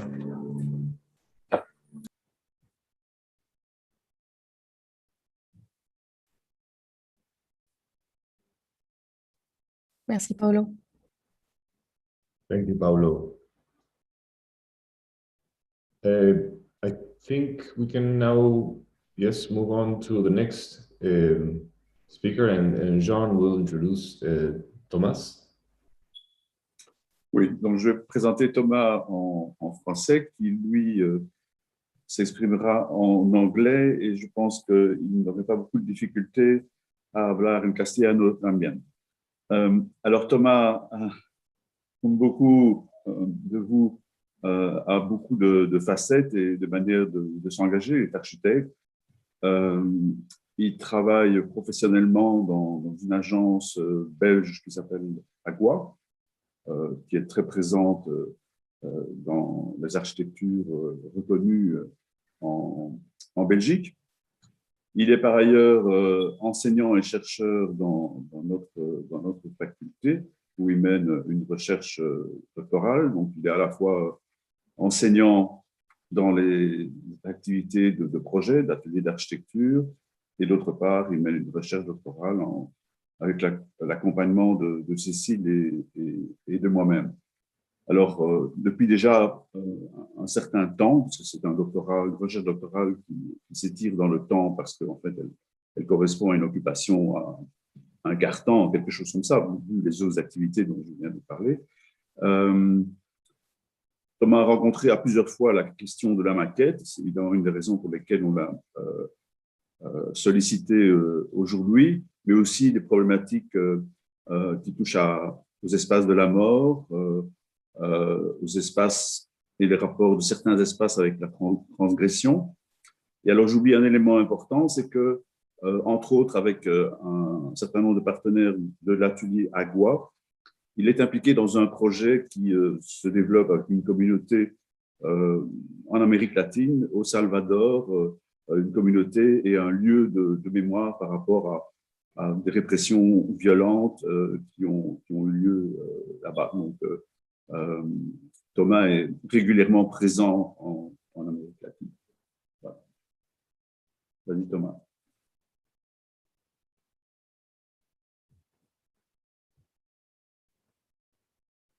You're muted, Thomas. Sorry. Merci, Jean, and thank you everybody for still being here. It's starting to get a little bit late, but that's all right.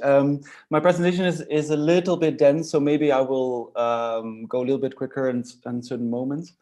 I will first start sharing it. Second.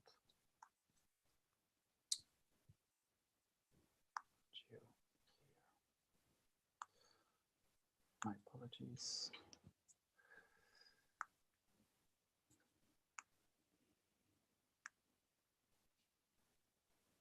Here we go. So, as Jean mentioned, you see my screen? Yes. You also see my mouse on the screen moving? Yes. Perfect. As Jean, excuse me. As Jean mentioned, there's many different things I do within a week, and my PhD also talks about many different things. The model was actually the starting point of one of my interests that I've thought about and worked with in different ways. And this time around, I wanted to do something a little bit more different that touches actually on a lot of elements that were discussed today. In a way, it's going to be the inverse movement of what Paulo just presented, in the sense that if we talk about precision and control, and for the last phrase really stuck with me, that in pre-Columbian architecture, the organization of matter is more important than the geometry. Where I propose to talk about the Wittgenstein house, where geometry is absolutely everything. And I'm going to talk about order and disorder. I've made a model to investigate questions I've had about it. So the Wittgenstein house is an object of my interest for quite a long time. I remember the first time learning about it in courses in architectural history. I wrote about it a couple of times.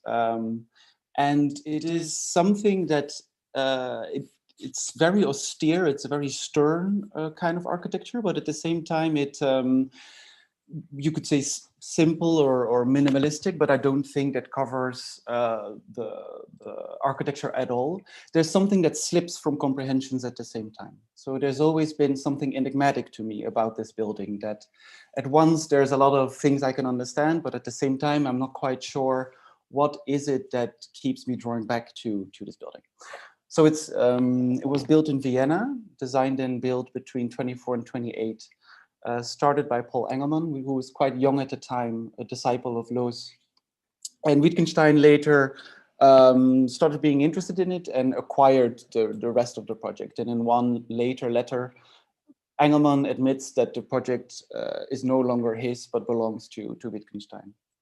The house was for Wittgenstein's sister, who, unlike him, did not give up her wealth. So the Wittgensteins were incredibly wealthy at the time. Their father was an important industrial. And here we see her in a wedding portrait painted by Gustav Klimt. I didn't know that this existed. I found it this week, so I decided to put it in. And so Engelmann starts designing, but in the style of Loos, in the sense that it's interlocking volumes. It's kind of stripped from decoration, as Loos in his popular pieces in journals at the time fulminated against continental European architecture filled with decor and like unnecessary elements, and kind of heralded Anglophone, Anglo-Saxon culture. This is also, it's a small detail, but the sister who was born as Margarete changed her name to Margaret. Her husband, who's American from Jewish descent, changed his name to Steinberger to Stoneborough. So it is these small elements to want it to be in vogue in a way. And so the plot is chosen. It's a southeastern plot in Vienna. You can also see by the size of the urban tissue that it is quite a project. So it takes up the space of an entire building block, but it doesn't inhabit the perimeters. It inhabits the center. And last year in October, I got to visit it for the first time during a trip with students. We went to Vienna and Venice in the framework of an architecture studio we organized in a master's degree. And afterwards, there was one realization or sensation or experience that stuck with me, and it's the following. So the center of the house seems to move with me as I move through the house. And it was like on top of the other fascinations I have for the object. But it struck me as peculiar, because any other building I've visited, you know how far you are from a certain center or focal point of an architecture, or you know where you approach a periphery. You could say maybe a maze, a labyrinth does this too, but it does it in a different way, because in a labyrinth you use overall sight of where you are. You are completely in your own space. But here you know where you are, but the center, well, as I written down, it seems to move with you. So this is a first element. So this is the entrance hall, the kind of central piece from which the most important rooms, let's say on the ground floor, are accessible. Just to quickly situate it within his work, so I'm not a philosopher. I've read quite a bit of his work. But I think it's important to do, because in his first work that he finished in 1918 and he published in 21, which is the only work that was published during his life, it is a very kind of obsessional take in regards to philosophy and language. And later on, I've taken two here, collections of notes that appeared that were published after his death, seemed to open up more to questions of doubt and hesitations, especially the last one, Übergewissheit, so uncertainty, is an inquiry on how we can make claims to know anything. And it's very different from the first one. And the first one states that philosophy should be aimed at the logical clarifications of thoughts. So a clear thought should be clearly expressed by proposition in logical language. Or in his own words, whereof one cannot speak, thereof one must be silent. It's a quite famous quote, but it summarizes it. And it also shows a way of dealing with questions of philosophy in a very strict manner. So that which cannot be expressed in logical language does not exist. So even at this point, we talked about temporality earlier, the passage of time, according to his work, is not able to be expressed by logical language, so it does not exist. So this was a point of view he had. Later, he contradicts and he starts opening up. And the point is that what I want to make is that how situates itself after the first work and between all the other notes. So the house did something to his thinking. And so this is a series of elements. So the philosophical work is he aims to head straight to the thing itself. And as I just said, the clarity of thought comes through clarity of language. But of course, when you do an architecture project, it implies approximations, not only on the building side, where things will be executed more or less the way things were designed, but also even the designing itself, the conceiving of space itself. This is the second point, how do we know when we're designing that you move towards a point of clarity? Or how do you know that the conceived space, the space you have in mind, the space you draw or make in a model, will be right or just according to your image? And this is the problem, the problem of intuition, and intuition comes into play. We have to act, we have to build something, so we do something. And this enters the question of measure, which he understood as laying a picture, an idea against reality. So what happens is that in the preparation work, he would always formalize a certain picture, certain idea, a vision for a space, and measure it against the reality. And also it's known from the construction phase, for example, that workers would hold up elements. So there would be something on the construction, they would hold up elements, a steel bar, and he would measure by eye if it was just or not, which made the construction phase extremely difficult. But it is, again, this moving towards a point of clarity that is so important within his frame of thought. And so I am stuck with this experience. The center of the house seems to move with me as I move through the house, and I want to investigate it. And I thought for this seminar, it could be interesting to reconstruct parts, the most important parts,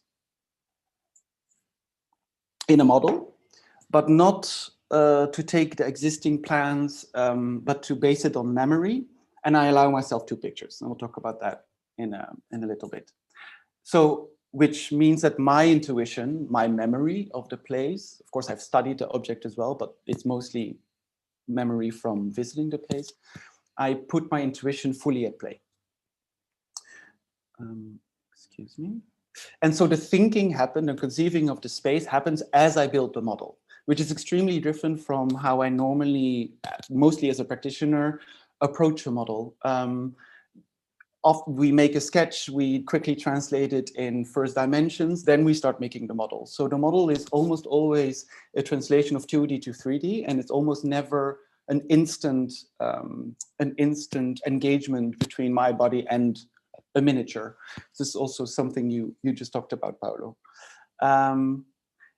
With that, I think it's important to notice that I think there is an irreducible quality of the model, which I mentioned a little bit earlier, I think, in one of the questions rounds, is for me, it embodies the potentiality of architectural space that is caught between concept and tangible space. So what I mean by that is, when we perceive a model, we project our bodies into it, we understand dimensions, but at the same time, we're thrown out of it, again, because we understand that we cannot inhabit the model.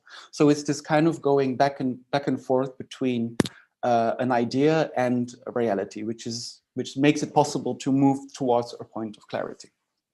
And so a kind of sub-question could be, what happens if spaces are thought directly within the model? As a quick side note, it also reminds me of the work by the artist Mike Kelly, which he called Educational Complex, which is a series of models he made based on his memory and a series of pictures of schools he attended. So the subject of the work is the kind of traumatic experiences of American high schools. And it becomes this kind of landscape with features of schools that we understand, but also the connection between the spaces are impossible. So it's kind of an impossible architecture that, and it's the same kind of modus operandi that I propose. So I take these two pictures, the kind of iconic picture from the street and the central space. I started without the pictures, and it was too difficult. So I allowed myself a starting point. So I begin, and for example, here, the pictures also very quickly disappeared from my table because I had a starting point. So the starting point here is the first row of columns, the stairs, and this kind of wall that goes up until, I don't know, 30, 40-ish centimeters. And what happens is, it was of course, you're just seeing pictures right now. It would have been also quite interesting to put us all right now around this model. It's very different when I had to take pictures, of course. But the sensation of just cutting foam and kind of by intuition going to a point of where I thought it was just is, I've never made a model like this. So it was quite a peculiar sensation for me. And I continue. So I finished the first space that I thought was kind of squarish. And I know that there were 4 spaces around it. So we've got a dining space, a kind of larger reception room, music room, a smaller living space. And this is, I think, a wardrobe toilet. And this phrase underneath it is kind of like the process when I put myself in that position. So it's really, it's not about, I cannot measure something exactly. So the form that I cut out is derived from my perception of proportions, which is very different from how I normally make models. So I continue. I have these columns. I have a first dimension, width, and well, the 2 horizontal directions. And then, of course, the height and the openings come in. And then I move on to the spaces around it. And I remember that every space had their own rhythm of openings. And I also remember at first glance thinking that doors and windows kind of seem very similar, but if you look into it, they are all very different. And so, for example, in this space, the dining room space, you enter here on the edge. And I remember that all the other openings were the same. So this is the first kind of, I've cut many white elements, testing different openings. And this is the one I thought was more or less right. And I do this, and this is the part from the outside. And I do this for every space. So this is the longer room. I remember that from the central room, you also go to the edge of the space, but in the other space, you are in the middle of it. And the door you came through, which is behind us here in the picture, has the same dimensions as the first window. And then there must be 2 others because this is what the object wants. And this is again from the outside. And so I do that for every space. This is the first collection of proportions and of openings of light. I do have to admit that I made abstraction more or less of the height of the rooms, which actually is a colossal mistake, but whatever. It's a process. It's a working model. And from the outside, it's quite different. Like from the outside, all of a sudden, because you're not in the room, you're not living the proportions of the room, there is a similarity, but also the changes are less clear. We don't know really why they are so different. So you only understand from the inside, and the outside is just simply the result of it. Then there's another element I remember being quite important, the floors. And the floor plan is quite peculiar. It's black stone, and you think it's continuous, but it's actually continuous in the sense that it's the same pattern everywhere, but it's the opposite. So I remember joints being aligned with doors and walls, always arriving in the middle of an element. So here, I don't know the brightness of your screens, but you can see that no, I'll take the next picture, it's a bit better. You can see, for example, that the joint between the stones arrives in the middle of the door here, it arrives in the middle of the column, it arrives in the middle of the door here. About these columns, I wasn't too sure, so I put it on the edge. And of course, there's too many lines, too many joints to remember. And it doesn't really matter, I can only remember the principle. And it means that every space has its own order when it comes to the floor plan. And this is what happens. So, for example, in the dining room, I draw a line in the middle and then just partition the rest. And I do that for every space. And of course, you can kind of see it in this picture. For this door that allows you to go to the music room, from the entrance room, the line is in the middle, but in the room itself, the joint is in the middle of the wall. So this means that there are discontinuities. And it means that the threshold of every door bridges the discontinuity. So passing through a door is changing into a new order. And then I assemble everything. And there's a clear order and there's also a clear disorder. There's a unity, and I'm not quite sure what it depends on. And the central space is this kind of hinge that has a clear axis, as every room does. There's always a dominant wall. And then we have every space around it with their own conditions. And none of them are symmetrical. You think they are symmetrical, but for example, if you take this space, we could draw an axis of symmetry here, but then there's a door here and there's none there. Here, the same thing. So there's always a small element of exception that is quite precisely designed, I would say. And this is about passing from one space to another. So now I put the dining room next to the central room. You arrive on the corner. And yeah, this is repeating what I just said. So every room has this focus or this apparent symmetry, but then it allows for necessary variations. And from the outside, again, it's way less clear. Like it's a kind of diffused result that is just accepted in the facade.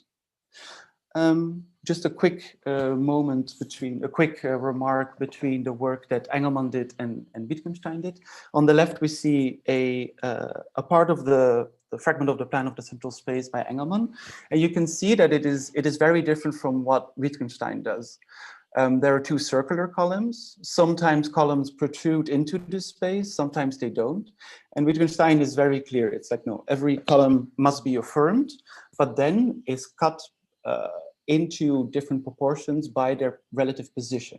So the central columns are completely visible, but then the ones on the sides, it's only half of them, and the one of the corners is only a quarter of them. So he literally forces the material into his idea, but which also means that there's a kind of evenness in the space that has a strong axis, which is of course the direction of the stairs. Which then brings me to the question of point of view. So the order of each space that comes through proportion, the doors, the floors, the materials, the axes, generates a kind of rigidity or coolness of the spaces, coolness as in coldness. And the order is so strong that you're immersed in it. Also, the height of the space does that as well. And it generates a kind of unawareness or oubli de soi, we could say. But at the same time, there are these distorting elements. So the way the rooms are organized around the central space, but also, for example, the floor plan, the floor tiles per space, distort this pure symmetry. So, and together with yourself moving through the space, because the first order is so strong, it generates a margin. So you very clearly sense whenever you are in line with the carefully designed point of view and when you aren't. And it gives you perhaps the sensation of being a or the focal point, like in the space. And this brings me to some notes he wrote on perspective and point of view in this posthumously published book. And he says, nothing could be more remarkable than seeing someone who thinks himself unobserved, engaged in some quite simple everyday activity. We should be seeing life itself, but then we do so every day, and it does not make the slightest impression on us.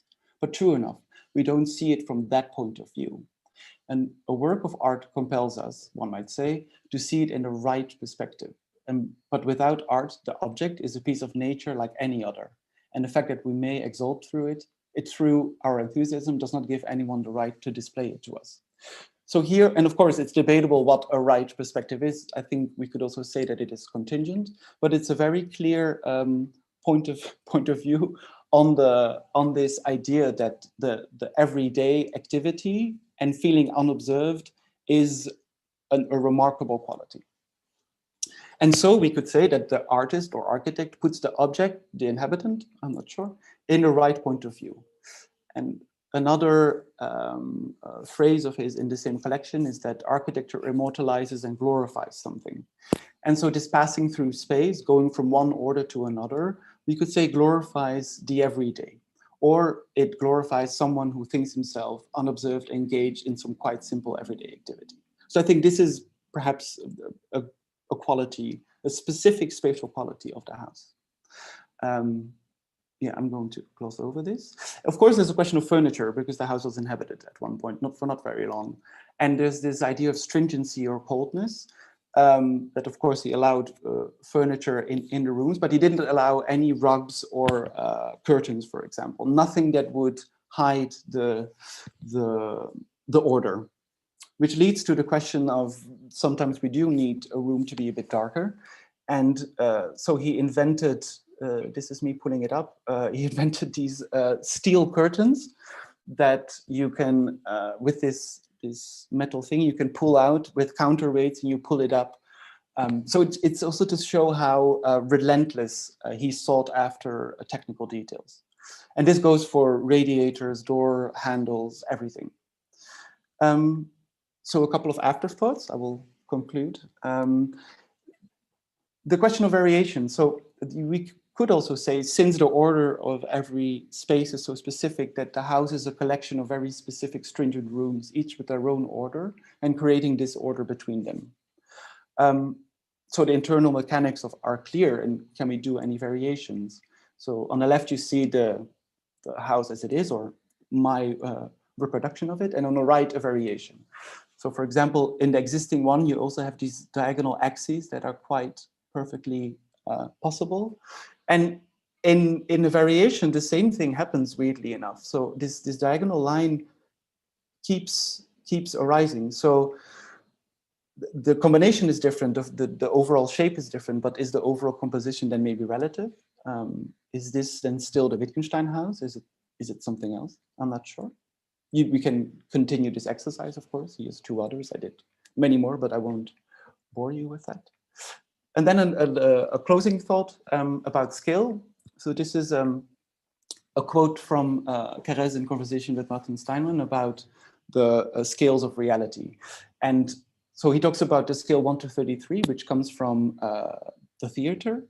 And he says it's a scale that allows you to look through a house. And it's the relation between inside and outside spaces. And I think this 1 to 33 is where this bodily confrontation with this space, with the object, is extremely strong. And weirdly enough, because I couldn't help myself, I measured some elements of the model, and I checked it with some afterwards.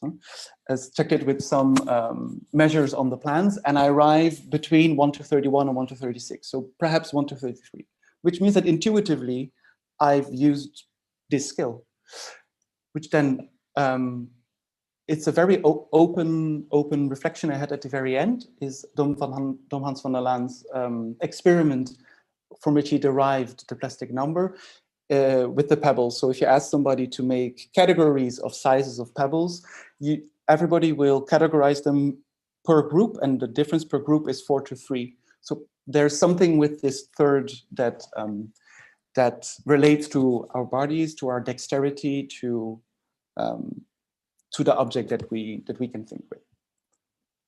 That was my contribution. Thank you for sticking with me. Thank you, Thomas. And anyone would like to? comment or any questions?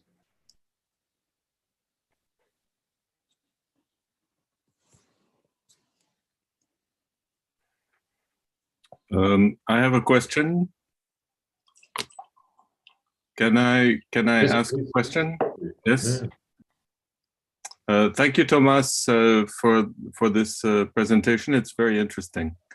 I have two questions. One is the height of the ceilings. I don't think you can forget about that. So it's part of the proportions of things. So I don't know, think about it. Maybe it's 1/3 scale. That's fine, huh? Maybe. And the other question is more theoretical. It's more about the idea of Gegenstand and the inhabitant. You seem to oppose them, the object and the inhabitant.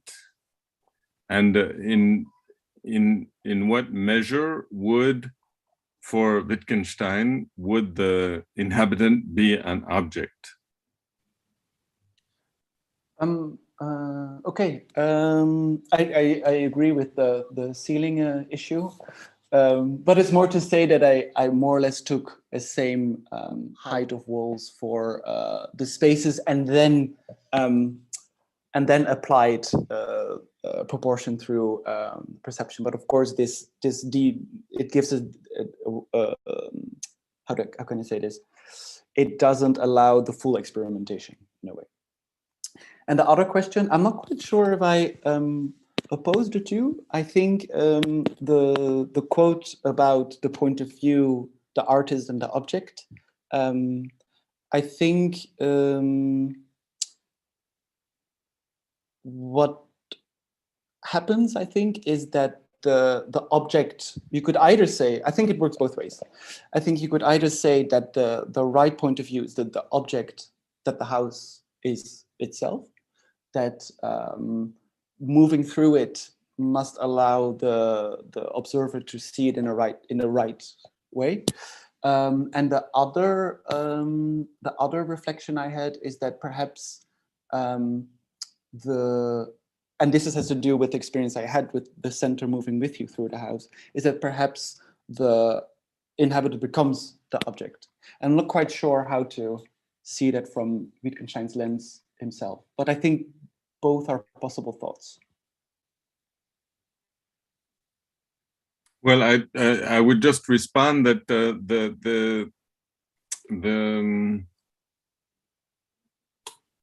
I think we as architects often think of the inhabitant as an object. And that's not a problem because we're all objects, all of us are objects. But the idea of Gegenstand is really interesting to me because standing over against it, it has kind of Heideggerian resonance. Mm. And this is the idea that the inhabitant is part of the house, but is also part of the sort of the furniture of the house. And I think that's interesting. And then I just wanted to add a Doctor Who resonance. Do you know Doctor Who? A little bit, but not very well. Well, what is often said about Doctor Who's his telephone box where he travels through the universe is that it's bigger on the inside than it is on the outside. And I think that's something that's very true about Wittgenstein's house. And it's again a question of scale.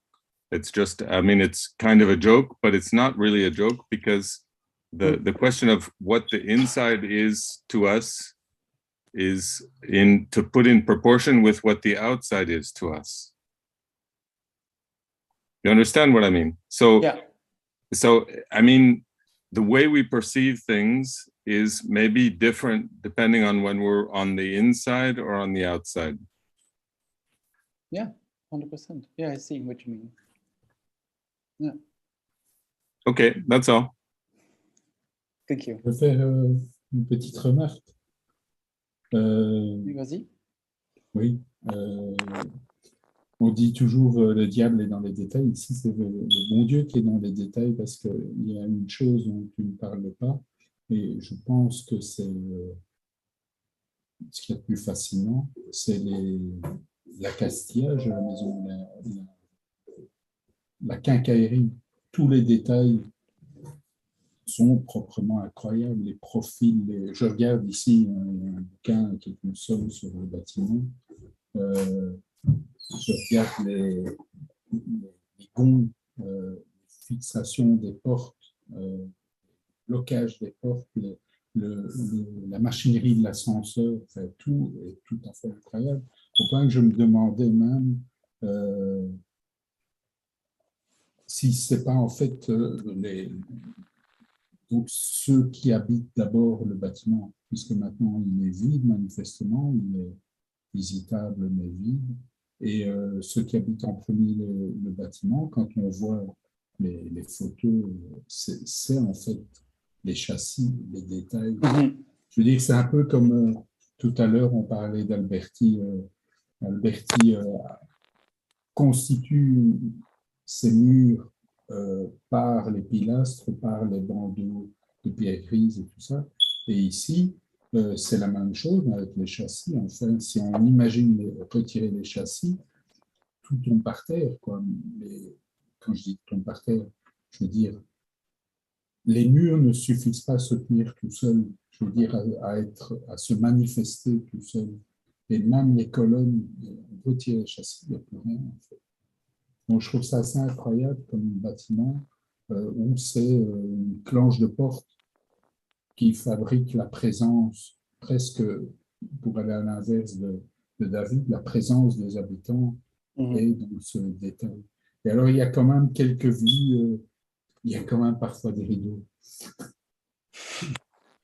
Oui. Par contre, le mobilier est strict, ça c'est vrai, mais en fait, il y a quand même une présence, il y a quelques photos avec des personnes qui habitent dedans, ou en tout cas qui s'y trouvent à ce moment-là.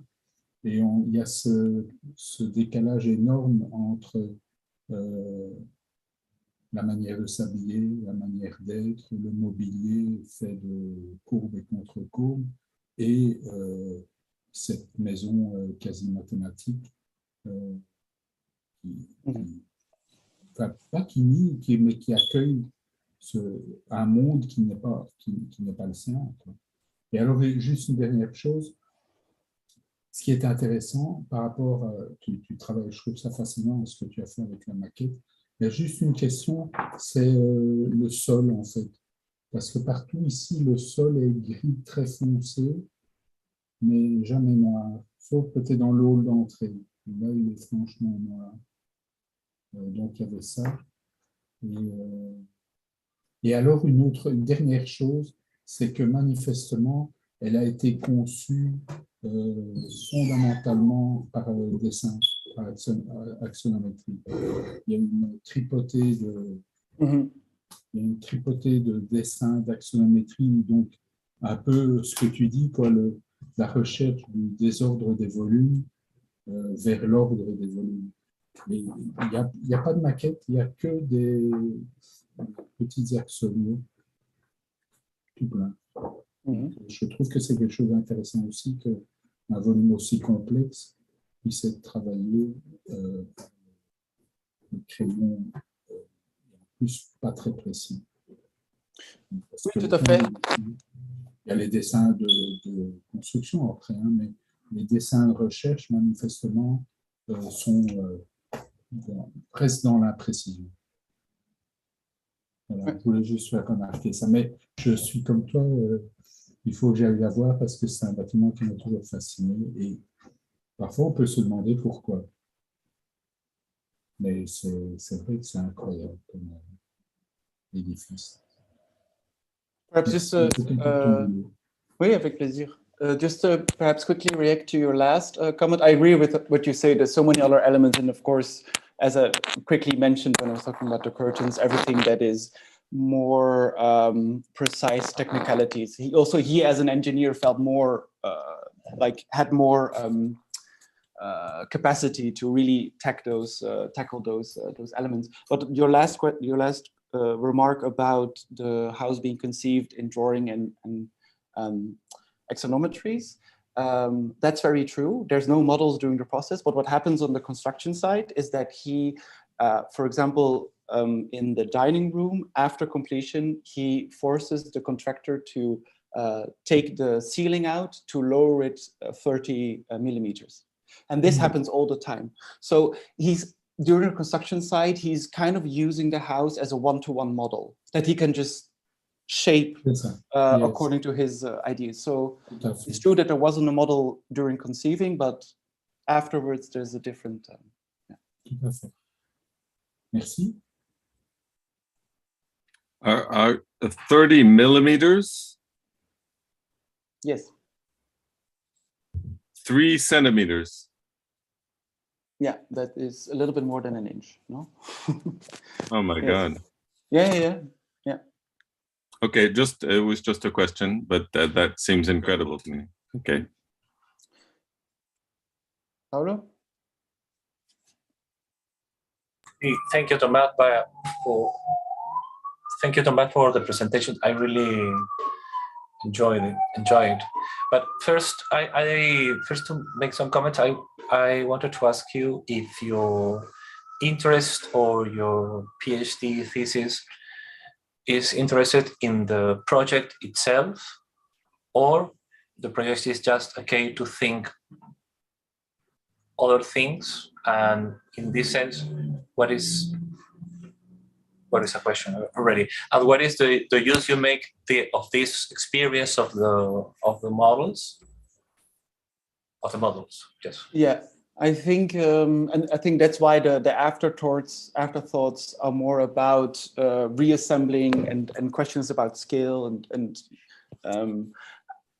I think it was more a personal obsession, you could say, this house for me, and I think thinking about the model, just applying it to something so I think it's more the model making or the question of the model than the house itself, but it's a good subject to, it's a good object, Gegenstand to. Because I really like and find very interesting the way in which you have used the idea of the model to think, as you said, no, to think about the project, to think about architecture, and to go on thinking, no. I really found it very, very, very useful in a way, no.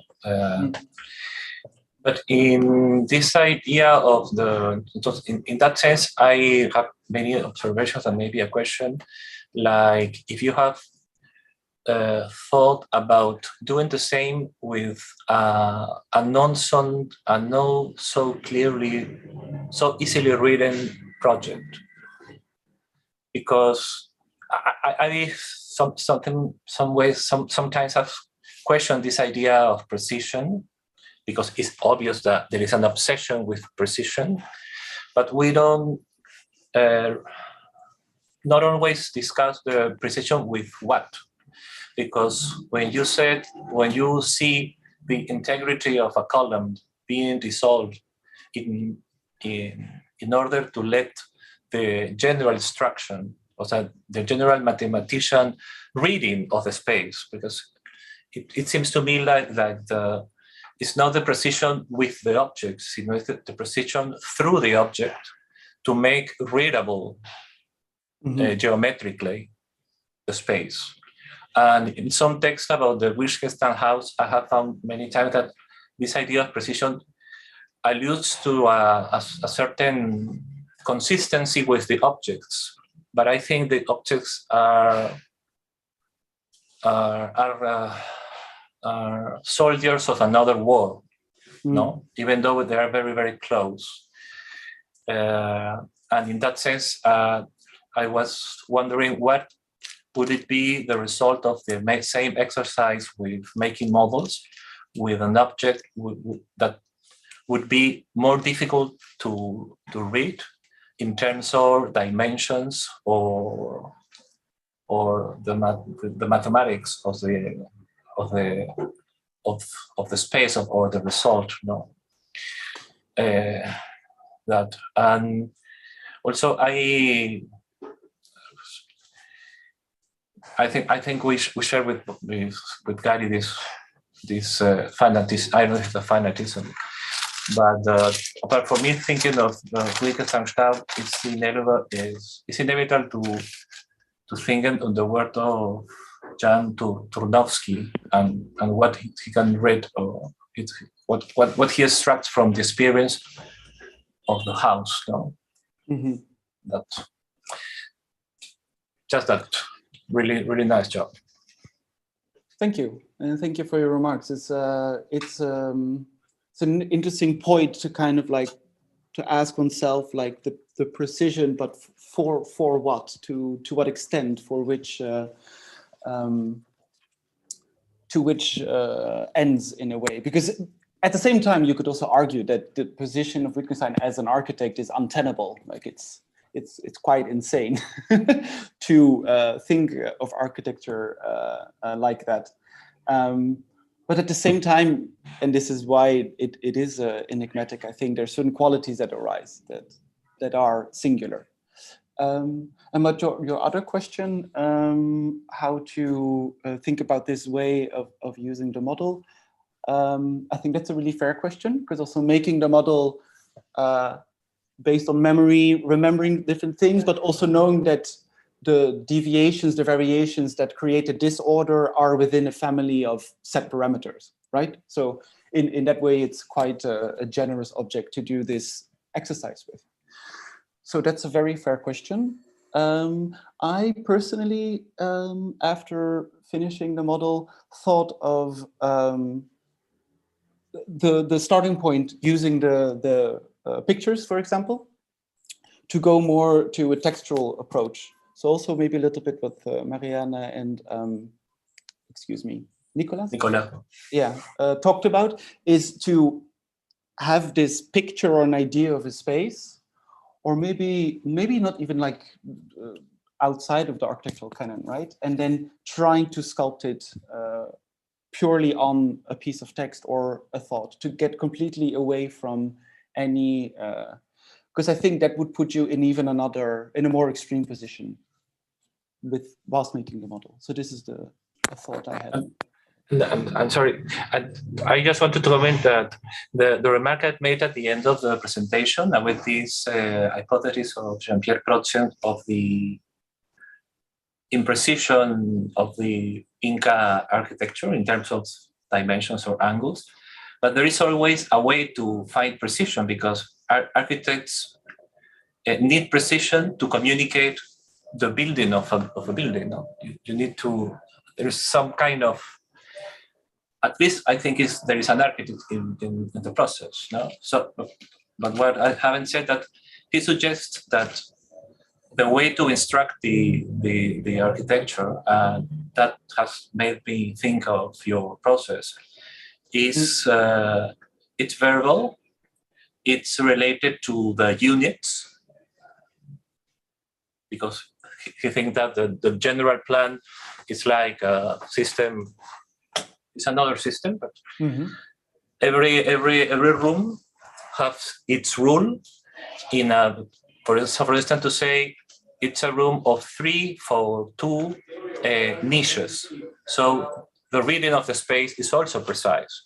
You have 3 for 2 niches that organize the reading of the space and the communication of how to build it up. No? And that made me think that, thought that every system has the space for precision in communication, or the way of establish what make it an ordered space of a informal space. No? And there is not always, like in Inca or the comparison, there is always something to put together, especially in the process you have made that makes more evident this silly idea of Aljati of dividing the architects between dividers and composers. And he obviously loved dividers, but clearly Wittgenstein is a composer. no? Yes. Which is Yes. which is that for me has been always very interesting about the Wittgenstein case. No, its decision of making this complex, the structure of architecture. Yes. Yes. Yeah. Et pour la petite histoire, tu dis que Wittgenstein est un compositeur. Son frère était pianiste et avait perdu un bras, le bras droit, je crois. Et il a fait composer des compositions au piano pour le bras gauche. Et il est resté donc il avait perdu à la guerre, pendant la guerre 14-18, et il est resté un grand pianiste connu internationalement pour l'histoire. Oui, merci.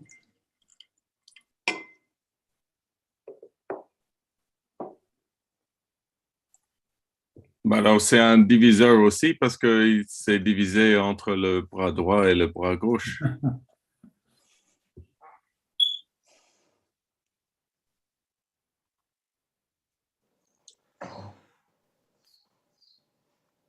Nicolas, please. Yeah, just to follow on, just something I was thinking. Well, we kept repeating the word precision for a while, because I think it's very interesting every time we talk about precision, especially in architecture, to start looking for the elements that allow for this precision to be acted out in a building. Usually we have a series of, we have developed a series of details that allow for us to perceive a certain precision.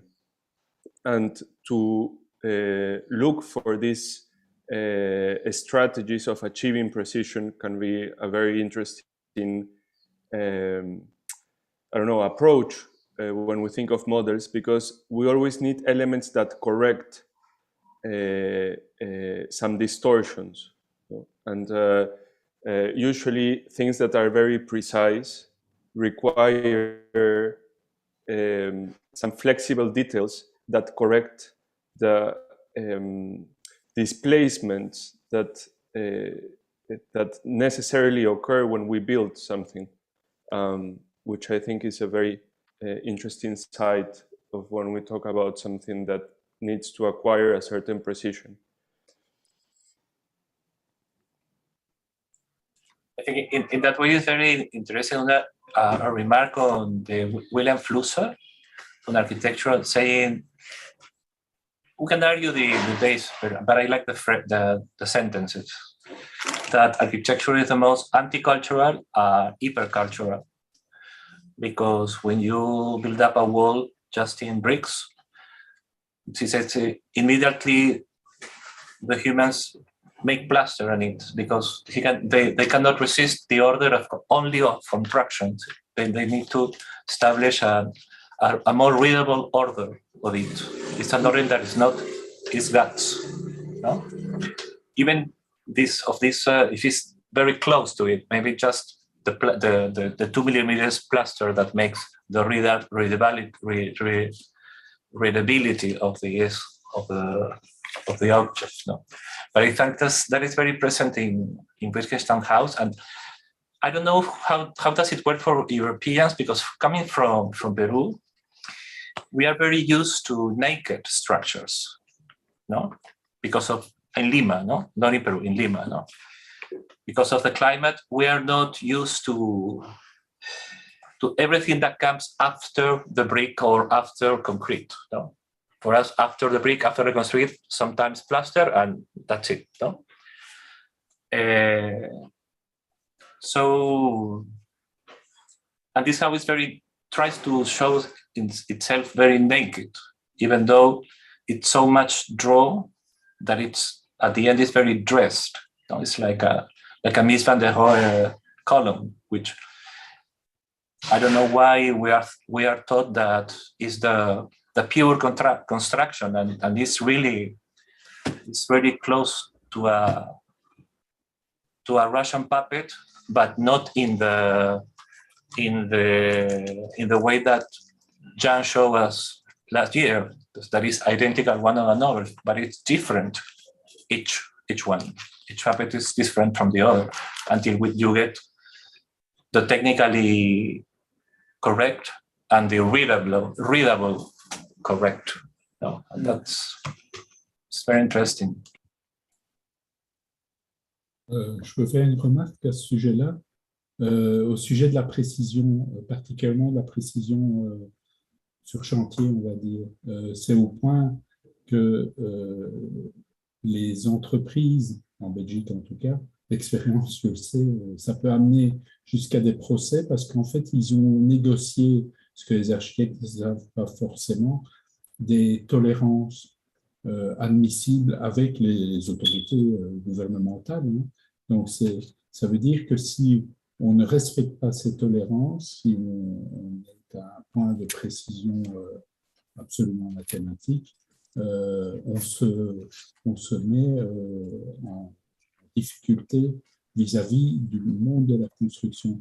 Et un autre aspect, c'est que, par exemple, la précision est plus grande à l'intérieur qu'à l'extérieur. Donc, tout ce qui est élévation est moins précise dans les obligations de l'entreprise que ce qui est finition intérieure.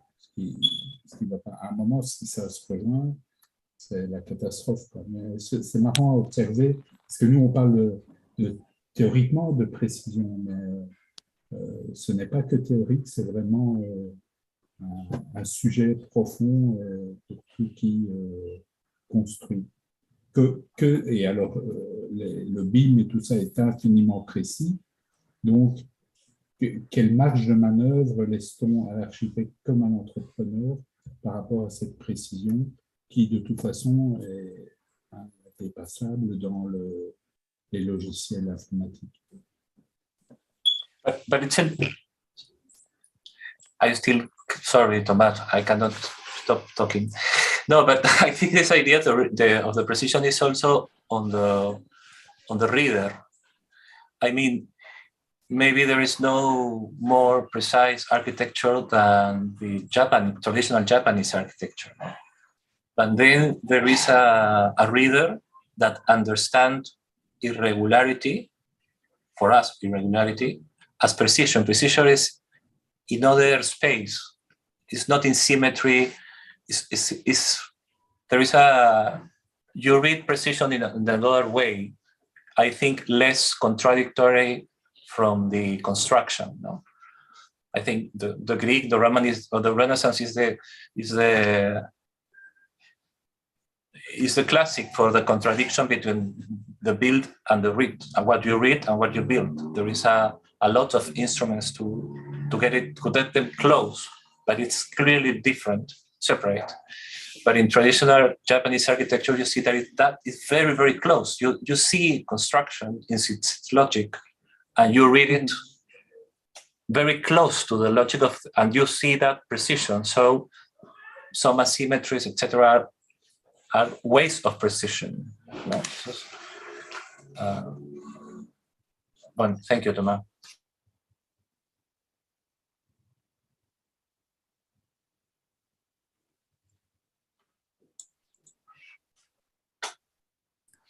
Oui, Thomas, je voulais te remercier pour le travail que tu viens de réaliser avec ce travail en maquette. Et ce que je trouve vraiment très, très intéressant, et ça renvoie à la présentation de Paolo sur, à ce rapport qu'il pourrait y avoir entre les maquettes qui sont faites d'édifices réels, rapport qui tenterait de mettre un peu à l'épreuve la réalité, de se dire, tiens, cette réalité qu'on habite, si on la pervertissait un peu ou si on la présentait autrement via une maquette, qu'est-ce que ça donnerait? Et donc, ce qui était intéressant, c'est que tu dis, voilà, j'ai été dans le bâtiment, j'ai habité le bâtiment, je me suis promenée dedans et j'avais l'impression que le centre du bâtiment se déplaçait avec moi. Et donc, avec ça dans la tête, tu commences à faire cette maquette. Et en fait, ce que je trouve génial, c'est que la maquette que toi, tu as faite, elle attire notre attention à tous, mais elle attire en premier sur tout ce qui a attiré ton attention à toi quand tu étais dans le bâtiment. Donc, en fait, tout ce que tu nous as montré, ça nous dit pourquoi toi, tu as eu l'impression que le centre du bâtiment bougeait avec toi. Parce que tu nous montres l'équilibre des ouvertures dans les murs, donc le fait qu'à chaque fois qu'on pénètre dans une nouvelle pièce, on a cette sensation d'être de nouveau au centre de quelque chose. Donc l'équilibre des ouvertures, tu as commencé par ça. Et puis la division du sol par les lignes de carrelage, donc le fait que les seuils, c'est chaque fois des franchissements qui remettent un peu les compteurs à zéro, comme ça, parce que tout à coup, les lignes de carrelage ne se correspondent pas, il n'y a pas de continuité. Et puis, il y a les enfilades, là, les perspectives qui s'accrochent chaque fois sur les bords des murs. Donc, on a des espèces de transversalités obliques qui font qu'on n'est pas dans des axes de composition avec des orthogonalités. On est chaque fois sur des transversalités. Et donc, en fait, toutes les choses que tu nous montres, ça nous dit à quel point le centre de la maison se déplace. Et c'est pour ça que tu n'as pas du tout parlé de ce dont Frédéric parlait, tous les petits détails de châssis, le fait que ces châssis ont une présence tellement forte qu'ils ont presque l'air plus structurants que les murs. Parce que ce n'est pas ça que toi, tu as accroché. Ce n'est pas ça qui a attiré ton attention quand tu étais sur place, puisque toi, ce que tu étais en train de vivre, c'était ce déplacement. Et donc, ce qui est super, c'est que cette maquette, elle témoigne de certaines choses. Et c'est certaines choses qui t'ont impacté directement, mais quelqu'un d'autre aurait fait sans doute d'autres choix au niveau de... Donc, en fait, la maquette, c'est vraiment penser... En fait, tu as repensé le bâtiment via une maquette. Et c'est pour ça qu'après, tu peux déplacer les pièces un peu comme tu veux, et ça ne change rien pour toi. Puisque de toute façon, tous les dispositifs qui ont eu du sens pour toi sont toujours là, sont toujours opérants. Je trouve ça vraiment pas mal du tout. Oui, tout à fait. Je rebondis sur cette question de la précision des mesures et la question du sentiment d'être toujours au centre en se déplaçant. Moi, je n'ai pas perçu qu'elles ont un lien l'une avec l'autre. Je pense qu'il y a moyen de très bien imaginer une maison comme celle-là où effectivement le centre est toujours là où on se trouve soi, il y en a vraiment énormément. Mais que ce n'est pas la conséquence de l'application d'une obsession sur l'exactitude de mesure. Enfin, il me semble que c'est deux questions disjointes l'une par rapport à l'autre. Oui, tout à fait disjointes. Il se fait que l'auteur en question, le compositeur ou le diviseur, effectivement, il semblait être raccroché sur ce genre de questions, mais il est probablement habité par cette question-là, alors qu'il n'était probablement pas par celle que toi tu as vécue, que j'imagine que les personnes qui ont vécu dans cette maison ressentent aussi, sans pas nécessairement le nommer. Parce que, ta façon de nommer la chose, tu nous as expliqué ça il y a quelques semaines, j'avais l'impression d'être toujours au centre. On connaît beaucoup de choses sur la villa Wildenstein, moi je n'ai jamais été, mais je n'avais jamais entendu dire ça. Donc tu as mis les mots sur une expérience qui a été la tienne et qui est probablement aussi celle que partagent d'autres personnes, sans la nommer de la même façon. Et donc, c'est ça, me semble-t-il, l'apport le plus important. Et il se fait que Wildenstein a produit ça sans même le savoir, probablement. Mais bon, en appliquant certaines stratégies, celles que Cécile vient de rappeler maintenant, ça a produit cet effet-là. Oui, tout à fait. Dans ce sens-là, le défi était aussi à double tranchant. C'était aussi la volonté d'être curieux, de vouloir faire une maquette qui ne vient pas d'un document 2D. Ça, c'est une chose. Et l'autre chose, c'est quelque part de traduire cette narration personnelle, comme Cécile le dit, en espace. Et donc, c'était tellement différent de réfléchir l'espace et faire des maquettes que d'habitude. Et voilà, c'était ça l'exercice. Et pour je vais pas dire pour l'anecdote, mais pour la petite histoire, donc le travail que tu viens de faire ici avec une maquette à l'intuition, entre guillemets, c'est quelque chose que tu viens de faire et qui n'est pas dans les procédures de recherche qui sont les tiennes dans le cadre de ta recherche. C'est quelque chose de nouveau que tu as fait là. Tu y as mis il n'y a pas très longtemps, si je ne me trompe. Et donc, c'est vraiment une invention que tu as faite en souhaitant rencontrer les questions qui sont celles qu'on a mis en avant, celle de la fabrication de la maquette dans le cadre du séminaire. Et tu t'es dit, ben oui, moi, je vais fabriquer une maquette pour essayer de comprendre quelque chose à propos de cette maison-là. Et je trouve ça à la fois une richesse d'invention, une pertinence d'invention et une rigueur. Tu es un chercheur, tu réponds à un truc, on te dit, ça t'intéresse de participer à ça, la thématique c'est ça, et voilà, tu le fais. Vraiment, c'est très agréable. Merci beaucoup. Merci beaucoup, Jean. Je veux juste te poser une question. Quelle est la technique que tu as utilisée pour la maquette? J'ai pris de la mousse blanche et j'ai coupé avec un fil chaud. Yes, also the technique, it is, I kind of thought this idea of sculpting was important, and I love working with plaster, but plaster has the problem that you have to make the mold, so it takes too much time to test proportions. So the white foam was the best option because you can just slice a bit if you deem it too big, or you can start over. It's easy. So, and yeah, which is also this question of precision. I kind of agree with you, Jean, that I personally don't think that the house depends on the extreme precision in a way, personally. But it's also, that also comes from my personal experience as an architect. The first office I collaborated with, freshly out of uni, the details that we made were very conceptual and didn't allow any margin, zero margin, which led to horrific experiences on the building side, of course, because if it's a bit what you said, Nicolas, like it's, if the margin is zero, how are you going to deal with the reality? And in that office, for example, we weren't going to budge in the direction of the contractor. So the contractor just had to start over and start over until they got it right. And the office I work for right now, Agua, it's just a completely different way. It's actually even almost coming up with a detail and allowing approximations to happen on building site. And I think that's a very different way of thinking about architecture, thinking about matter and details. And it forces you as an architect to put yourself in a position of what is actually central, or what do I want to do with this project if it doesn't depend on that. So it's a different mode of thinking as well. Just to respond to the precision discussion.